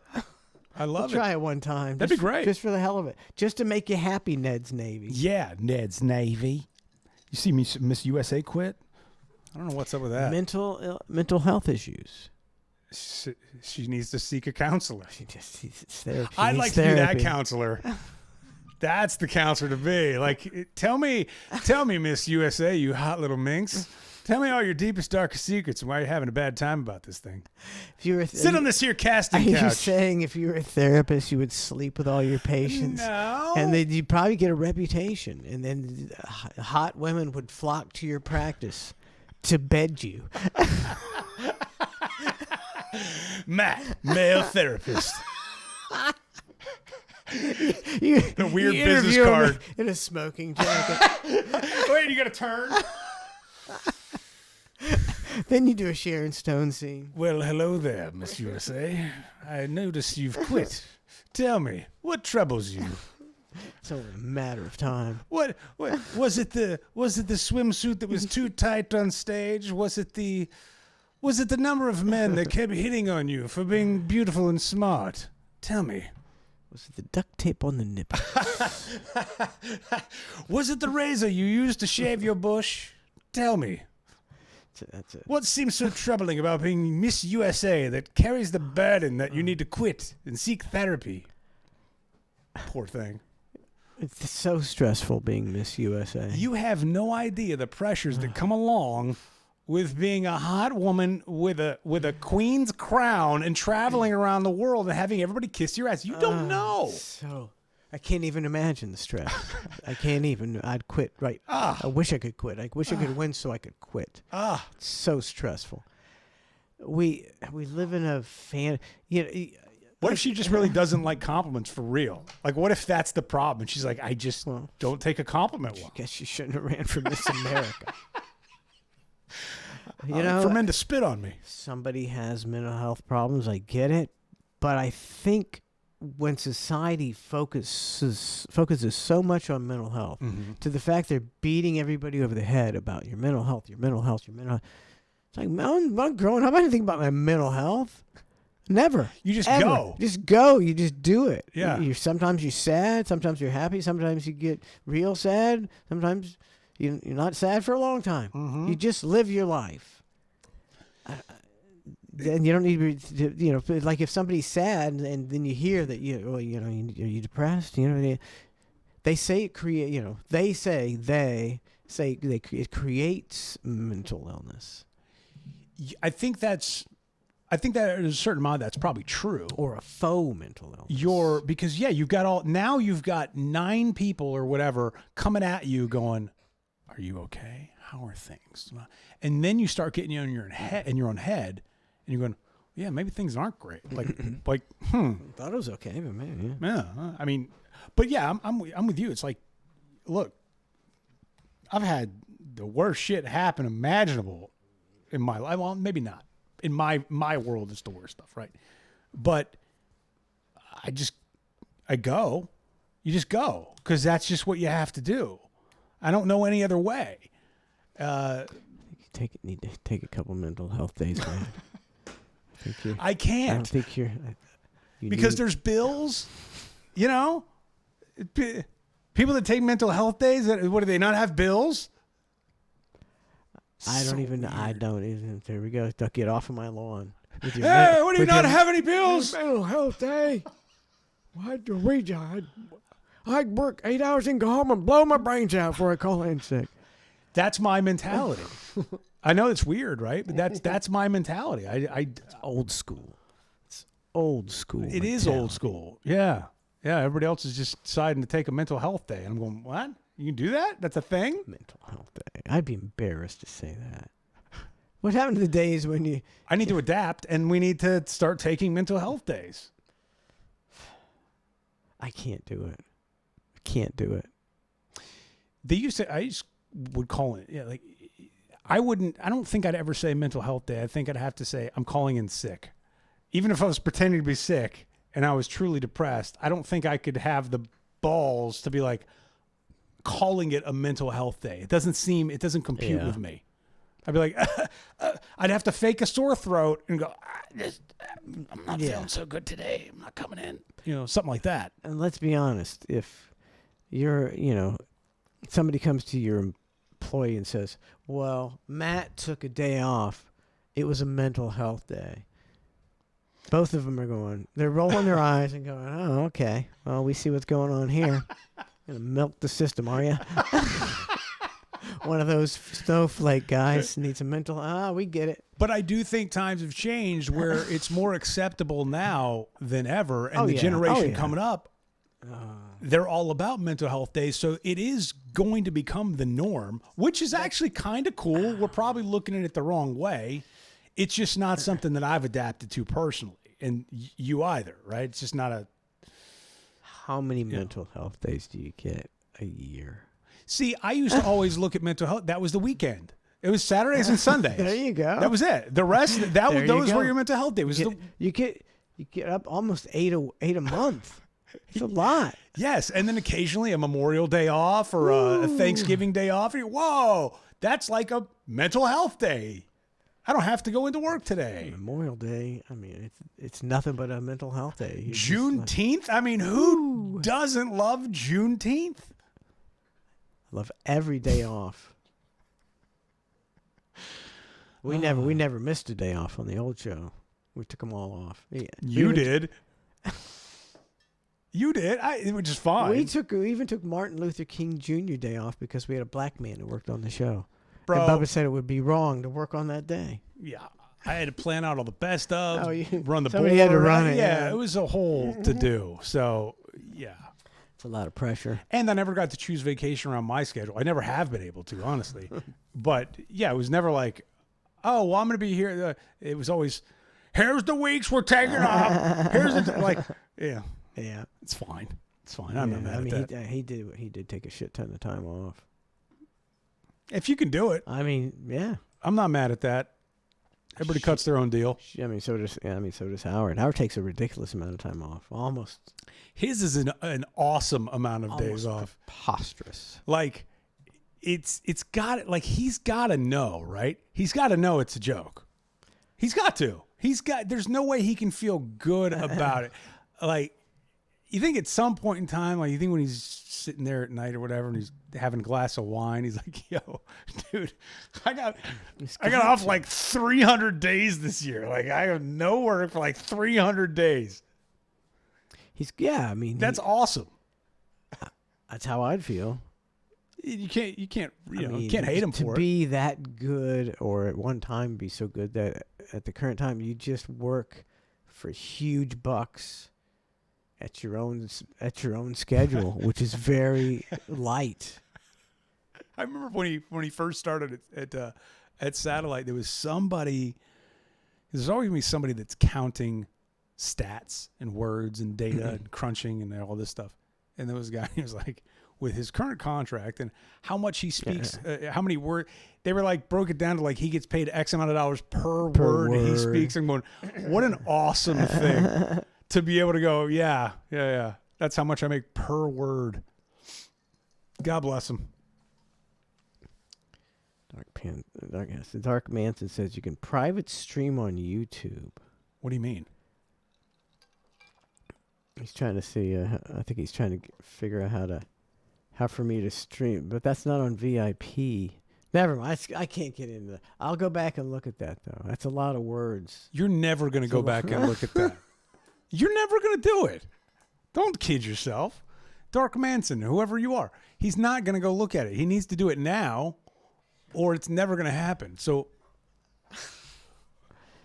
we might as well just sit here, Mike. Oh, I've lost it now. Oh, see? All right. Okay, I'm looking. Oh, here it is. Dark Passenger. Okay. Private stream on YouTube Live. On YouTube Live, you would change the feed from public to unlisted, and only people with the link would be able to find the stream. You still need to adhere to YouTube's terms and conditions. Oh, yeah, I'm lost. What? Yeah, so I'd have to like send out the link to the VIPers if they wanted to chat. I see. We do a live VIP. That sounds. I'll look into it. Dark Passenger, he's never going to look into it. Like ever. No. But if you do want to listen to the Hang overtime at clusterfshow.com, you can. It's just not going to be a live thing at this moment in time. And if you want to download us on Spotify and all that stuff, you check us out at the Hang. And I don't know how to do that. I've found us on Spotify. I think it was accidentally. I'm not you sure. can't find, if you could just No, I'm search kidding. the Hang. Now Search it's the Hang. yeah. You search the Hang, and I think it pops up. It's a pop. We're a pop-up show. We're one of those. Next week we're going to be Tuesday at 3 p.m. I think we should for real. just to see. Our goal is to just get one listener. Like we want to dwindle it and make it so there's just one person. You know, you never know. Like the stupidest things. Like if you said, "Okay, we're the pop-up show," and you know, and we pop up at any time. One time we popped up on a Monday at 4 a.m. Yep. You know, and for some stupid reason you become huge. That's and it's like that's just the way it seems to be. People like stupid. They like the stupider the better. Quirky. We're overthinking it. I don't want to overthink it. I just want to hang. Yeah, we're just hanging. It's all good. Let me see. It's like, I don't think I'd change the show at all. No. It's not really a show. We're just hanging out. We're just hanging. And we like to talk on microphones. That's our hobby. Talking on we could actually do this show. We forget, we'll stop, we retire, and we'll just come over and we'll just have the microphones and headphones. What was that old, like, when you were a kid, they had a little Mr. Microphone? We'll just have two Mr. Microphones. Hey, Matt, how's it going? Hey, Mike, how are you? Good to see you. You see Flair getting kicked out of that restaurant? Yeah. He's just an alcoholic. I told you right? that guy's on the brink of, like, he moved to this town, and his ego just got inflated. Yeah. He took Hogan's spot in this city, made his mark. Everybody kissed his ass. He went to all these bars, and now he thinks he can go to anywhere and do the same shit. Yeah. So he went to some pizzeria in Gainesville, and they're like, I don't think so, sir. I don't know. Maybe they knew who he was. I'm sure somebody in there knew he was. Well, they were cutting him off, right? You don't cut Flair off. That's what he was saying. Flair doesn't cut Flair off. It's like, it's just like he's an old drunk. You could tell he was drunk, and he's just an old drunk now, and he's milking the system as an old drunk, and sometimes that comes back, and people are like, yeah, you're Ric Flair and all, but you're being a real asshole, old fucking 75-year-old drunk right now. His fucking sunspots and liver spots and his slick back hair and his fancy suit. Let's strip it down, bro. It only takes you so far. Strip it down. I mean, when Ric Flair is, 80, nobody's going to give him free drinks for going, hey, long cars. He's in a home in a wheelchair. I'm wheeling and dealing. Woo! Let me tell you, doing wheelies in his wheelchair in a assisted living facility. I don't think he's getting free oatmeal. Every week he gets the free oatmeal. You tell you one thing, three things. No, I forgot. It's not going to be pretty. And that's what's going to happen. I can't actually. Can you imagine? He'll be like doing TikToks from the old folks' home. Whoa, and making $17 a week. What a great! What a gimmick! What a gimmick! It's a good gimmick. What a gimmick! Yeah. He's. I think he likes to drink. I think he's on the verge, man. Of what? He's lasted a long time for a professional wrestler who's taken as many bumps as he has and worked as long as he had. Well, then he also said he had a heart attack in the ring in his last match. Like, he legit said he had a heart attack. And some people might say that to, like, fake it or whatever, or, like, look for sympathy. I looked at that and I go, yeah, that makes sense. Like, he should have never been in the ring. Like, why is he in there? And of course he's going to have a heart attack in the ring. Like, How old is he? 75. He's 75. Oh, he's still taking bumps and shit. It's like, oh, how's he not breaking a hip? How is he not breaking a hip? he could have broken a hip in the last match he had, too. We don't know. Oh, The guy's an animal. I think he just has to do it. I give him credit for being an animal, but at the same time, it's almost like he's got like Madonna syndrome, right? Like Madonna's like 65, and there's people around Madonna who are going, ew. Don't do that. Like, what are you doing that for, Madonna? Like, stop it. You're 65. Yeah. Don't masturbate on stage. Nobody cares. I almost feel like Flair's in that territory, or he's becoming sort of a human joke where it's like, hey, look, feed him a vodka and get him to woo like a carny. Yeah, that's what it is. Like, It's like a trained monkey. Shots for woos. And then the drunker and you're like laugh. Give People him are another laughing. one. Give him another shot. Make him woo again. And then everybody starts throwing peanuts at him. It's a sad scene. It's a sad scene. I think he's on the verge of that. He is 75. Look, It's okay. no matter how cool the woo was, once you get in your late 70s, You might want to retire the woo. just doesn't have quite the impact. And and furthermore, he's got that strut, right? He's got the old Ric Flair strut. But at some point in time, you lose the strut and you're going to need a cane. And then it really makes you look bad because now you're on a cane. And then everybody's like going, oh, that's the next evolution. Walker. Yeah, Walker and doing shots of vodka. But 75, think of all the drugs he's done. Think of all the partying, the drinking he's done, all the bumps he's taken. He's got good genes. That's all it is. He's got good genes. 75. I wouldn't be able to walk if I'd been through all he'd been through. Man, You're right on that. 75. That is pretty incredible. He's still like cutting his forehead with pop top, lids in bars to get some jalapeno poppers. Flair, thank you for bleeding on our table. Here's a free order of calamari. Dirty game. We appreciate dirty game. We appreciate you taking a bump in our restaurant. Come on, Rick. Well, just one time. Here's a shot, Rick. I bet it doesn't sound like this either. It don't sound like it's like. Whoa, Yeah. whoa. Oh, it's sad. He's lost that gait. Oh, Flair. Do you want me to? During the VIP, we can play the Macklemore song. He's written a Gaza song. Macklemore wrote a song about Gaza. Pro Gaza, pro Palestine song. So. And we can't do that here because it's or we can do it here. No, we can't. We got. Oh, okay. Well, then yeah. I didn't know Macklemore was still. I didn't know he's still around. He dropped off the face of the earth. He was pretty hot for a while. Yeah. And then, I don't know. He was the Ric Flair of rap. Bars in Seattle. Don't you know I am Macklemore? Woo! Sing thrift shop for a shot. Yeah, man, I'm good with that. Did you? But right now, I can explain to you the Gaza situation.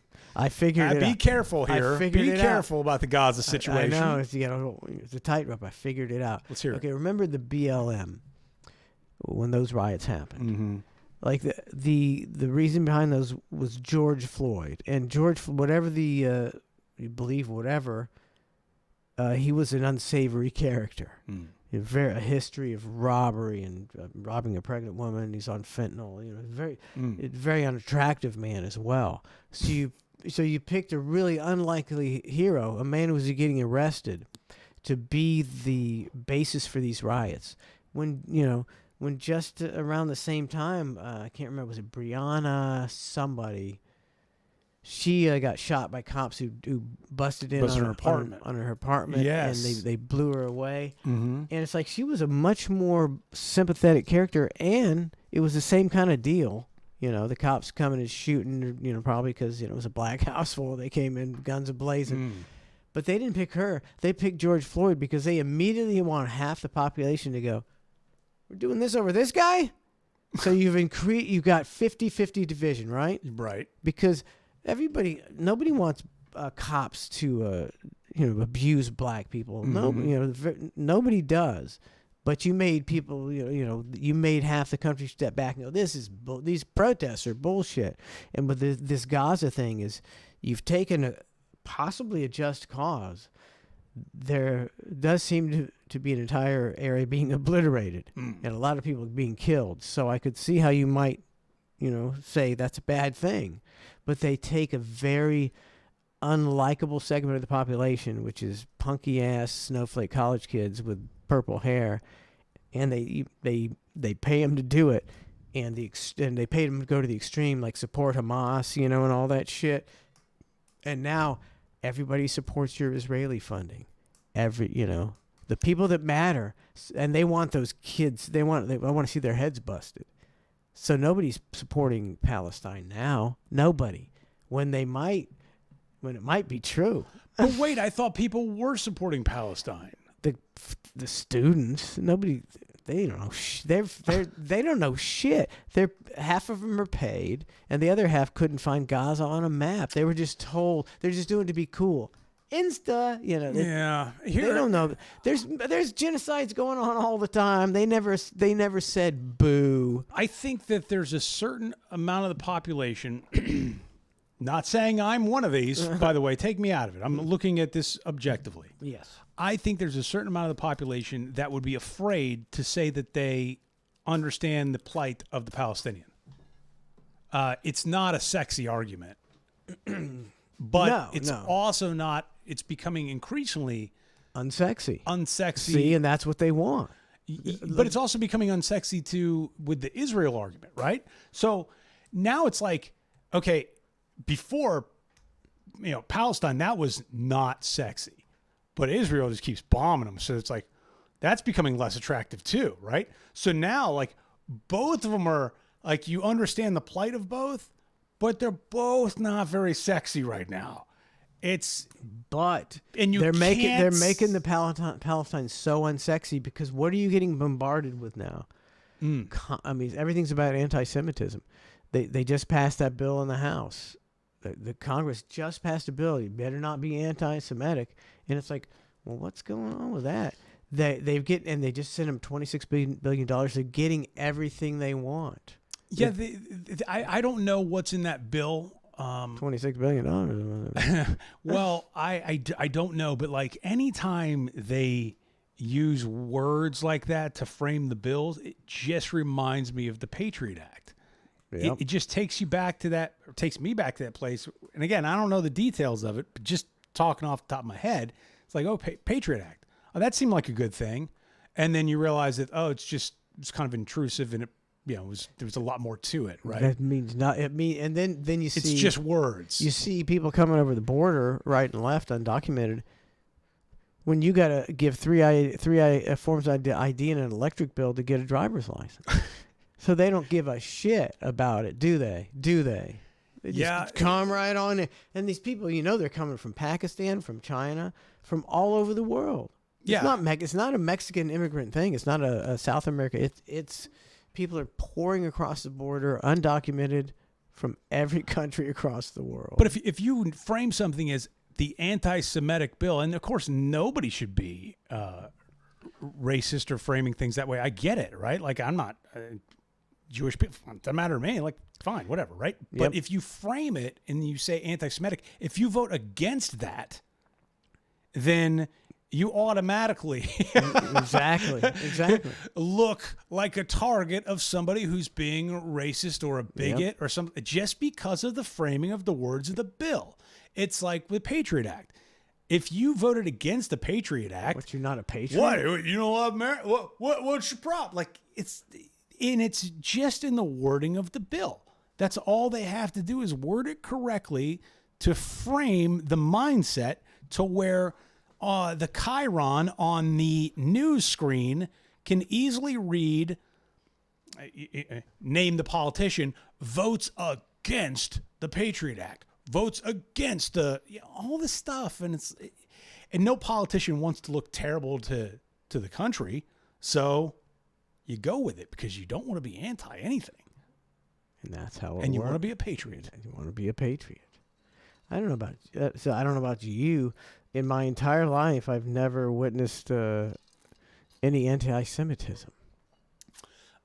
Again, we touched talked on this about it before, before, yes. but just one time up in New York, and it was from somebody that we both know. Well, yeah, But literally, that was about it. it's an outlier. Yeah, It was, from there. I mean, look, dude. All I know is when I was 13, I went to a girl I went to school with, and she had is it bat mitzvah or bar mitzvah? I don't know which mitzvah. one. I think a bat mitzvah's mitzvah? for a girl, right? Whatever Bat one was for the mitzvah. girl. Oh, that's a bat mitzvah. Okay, they knew how to party. I didn't even know she was Jewish. I didn't know what the difference was. I had no clue at all. All I know is she got up there and read a bunch of Hebrew, and we partied at 13 years old. I was like, this is the greatest party I've ever been to. I don't care what's going on. Yeah. This is just a great. God, her parents are rad. So no, I didn't experience any of that, and I never really was around it. I'm sure probably some of it's That's regional. A portion. But I like who unless you move to Alabama and your name is Greenberg. I don't think anybody's going to even know you're Jewish, right? I would have never even put those pieces together, like for real. I just Yeah, never would have. And that used to be more of a thing, as we talk about. Things just go away because nobody's communicating anymore.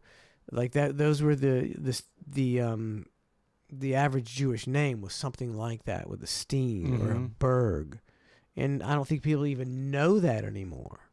I personally just never They equated they it. don't even think about it anymore. There's no anti. That's how you know this is all bullshit. There ain't no anti. Maybe these protesters and fucking 19 and 20-year-olds who are The baby riot season. it's It's not even a real. It's not even a real not riot even a season. real riot. Yeah, they don't. Yeah,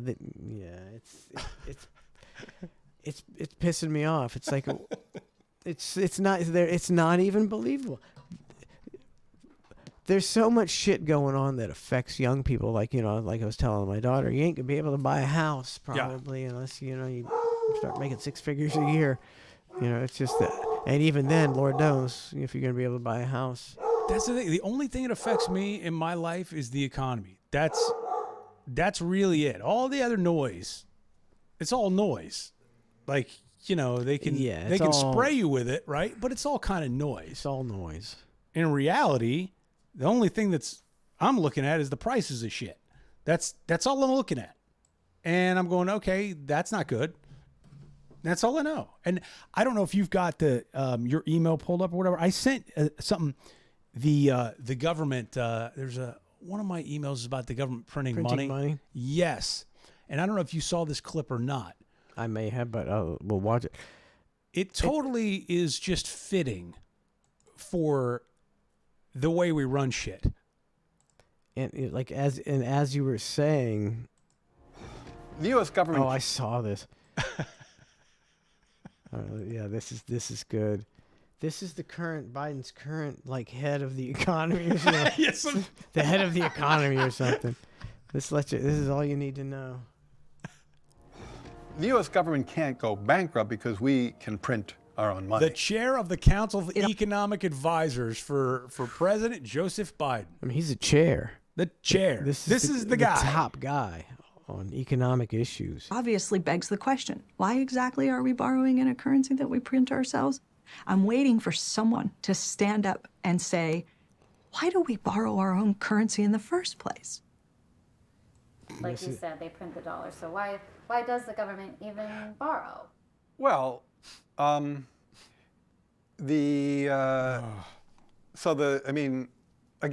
some of this stuff gets, some of the language some of the language and concepts are just confusing. I mean, the government definitely prints money, and it definitely lends that money, which is why the government definitely prints money, and then it lends that money by selling bonds.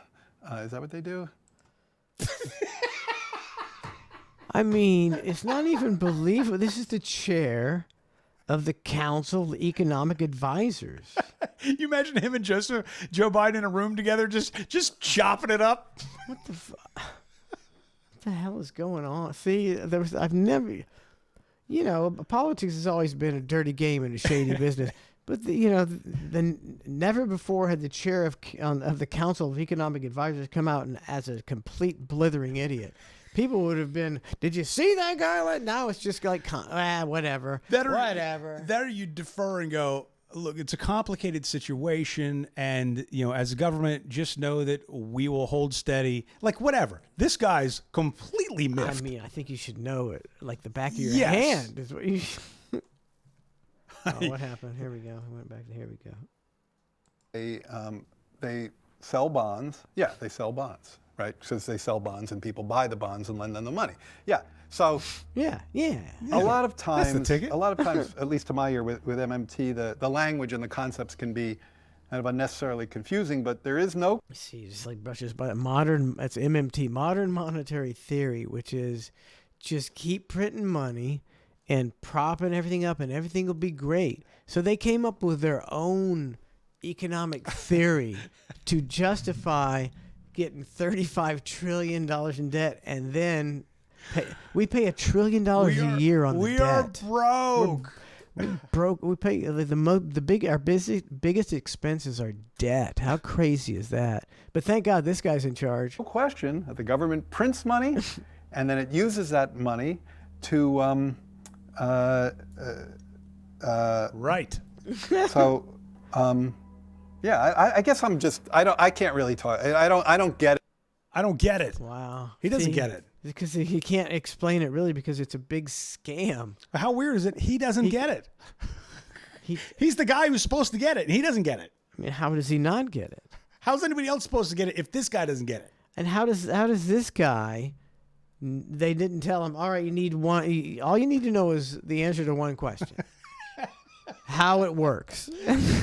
You're the economic guy. We're going to interview about economics. Okay. I mean, this guy. If if this was like a test interview, this guy he'd been fired. He's the Joe Biden of economics. I mean, this guy. He sounds lucid, but he doesn't know nothing about was a guy. Nothing. He had curly hairs. At least Joe Biden gives us some bizarre things. This guy's just a blithering idiot. I don't know what they're talking about, because it's like the government clearly prints money. It does it all the time, and it clearly borrows. Otherwise, we wouldn't be having this debt and deficit conversation. So I don't think there's anything confusing there. He said nothing. Oh. That's who's in charge. That's who's in charge. That's who's in charge of all the billions of dollars, trillions of dollars. If you take nothing else away from the hang, take it as an ominous warning about what is going on. That's some fucked up shit. I feel like we're the George Carlin of the podcast world, where Carlin late in his career was just like, he's just warning everybody. There was a comedic slant to it, but he was just warning people. Like that's what we're. Yeah. And it's not good. Yeah, it's like, there's a lot of people. I don't know. There's more people talking about this than there used to be, and they all suck. It's like, man, how did these jabrones, Ace Cluster F back in the day, out of the that's all we used to talk about on Cluster F, is the anti-government stuff. Remember, we we could have been the cutting edge with Ledge. What was the name of his show? Dangerous Conversation. We were right up there, but it was like squandered. Squandered is my favorite word. You know what? Squandered. You know what the funniest part? Not funny. It's actually quite sad. Dangerous Conversation with Scott Ledger, Scott Ledger was an amazing talent, and he was an amazing jock, and we hired him on at Radio IO, and he was an amazing kind of conspiracy-driven talent, right? Great at spoken word, etc. Like really, really good. Yeah. And he debated Tucker Carlson I set up this debate between him and Tucker ate his lunch. Okay? There's just no other way around it. Ledge is asking questions about 9/11 and blah, blah, blah, blah, blah, blah, blah, right? Now you fast forward Yeah. Yeah. a decade. Yeah.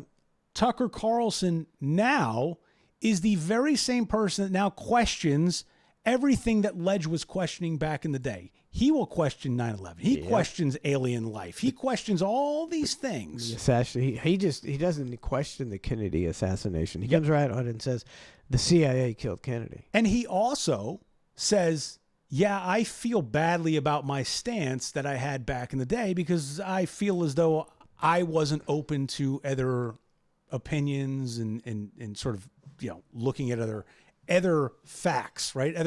Just wasn't open-minded. Ledge was open-minded. And Ledge came before his time. And now Tucker, who ate his lunch in that debate, is now Ledge. Tucker is Ledge. It's true. Glenn Beck is Ledge.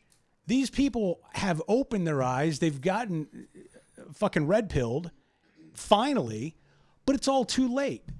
Like, if they would have opened their eyes a long time ago, it would have been better. It's the same thing with Chris Cuomo and his fucking take on ivermectin. Fuck that guy. You know what I'm saying? Like, that's insulting. You That's insulting. disingenuous prick. Like, you peddled the ivermectin theory just like everybody else, and he can say that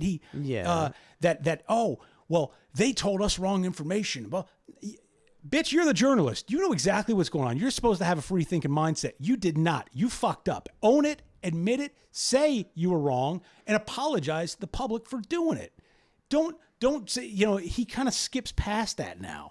But it's like, dude, you misled millions of Americans daily with your takes. And never once did you question anything until you got fired from CNN. Exactly. Now you question it. As a journalist, he's a talking head, but as a journalist, wouldn't you naturally be researching the entire COVID-19 experience? Or your staff of 100 people. And, I know I was. Mm-hmm. And anybody, you don't have to, he was given the wrong information. Well, form your own opinion. Ivermectin is factually harmful. It's an FDA approved drug. You can take it. And he could have found that out in like 20 seconds. So he's a piece of shit. Yes. And every time I see him promoting him going on with Bill O'Reilly and they're going to chop it up together and give each other hand jobs, these two brain trusts who both are equally as disingenuous in their own ways, in their own separate worlds, have collided into this giant dildo fest of talking heads. It's disgusting. Not a fan. Get off my lawn. See, Bill O'Reilly came by when I was on the Power Pig, and I was like, he was like such a douche.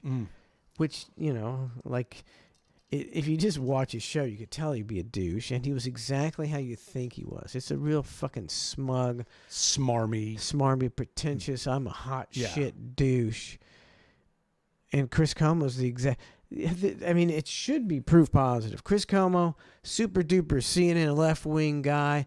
He gets fired. All of a sudden, he's Newsmax, and he's had revelations. He's a fucking phony-ass piece of shit. Yeah, it's crazy what I believe now. Now that I'm not getting my paycheck from them, come on. Chris Cuomo really came around. But didn't come around. And that was the same thing with Tucker when he got fired from Fox. You could see it in Tucker's opinions. You could watch his show and go, this dude is not following Fox's narrative anymore. Slowly, it was dripping. It was dripping. And then it was like, boom, exploded. And now Tucker is more of a free thinker. Or is he the ultimate charlatan? He's really good. That doesn't mean he's really genuine. I'd like to think, because it's even if he's a charlatan, at least he's giving an opposing point of view. In general, right? I'll take that. Oh, yeah. I'll take that. Even if he's faking it, at least he's opening the conversation up. But I'm mad that conversation that he had with Ledge back in the day, on Dangerous Conversation, I'm mad that he didn't open his mind up at that point in time and instead made Scott not look great in that debate. But Scott, meanwhile, was actually really good in that debate. it was just ahead of his time. So either Tucker was awakened or he just decided to make money in a different way. Don't know. Because Yeah. I used to watch him, it's like I don't watch Fox. Mhm. It's like right-wing bullshit. But to me, he would like tell the truth. He'd be the only one talking about shit that I'd be like, yeah, I agree with Tucker. And people hate him and call him a lunatic and he's full of shit. And it's like, I'm just a common sense guy, man. And he says a lot of common sense shit. God. Get off my lawn. All right. Good talk. Good conversation. Thanks for tuning into The Hang. No show tomorrow. Ooh. Busy at the shop. No Ned in Your Head Friday. Ned After Dark Friday night. Ned After Dark Friday night. Right now we're going to do some Hang overtime. We're going to another cocktail. Thanks for tuning in. And we'll see you Friday night.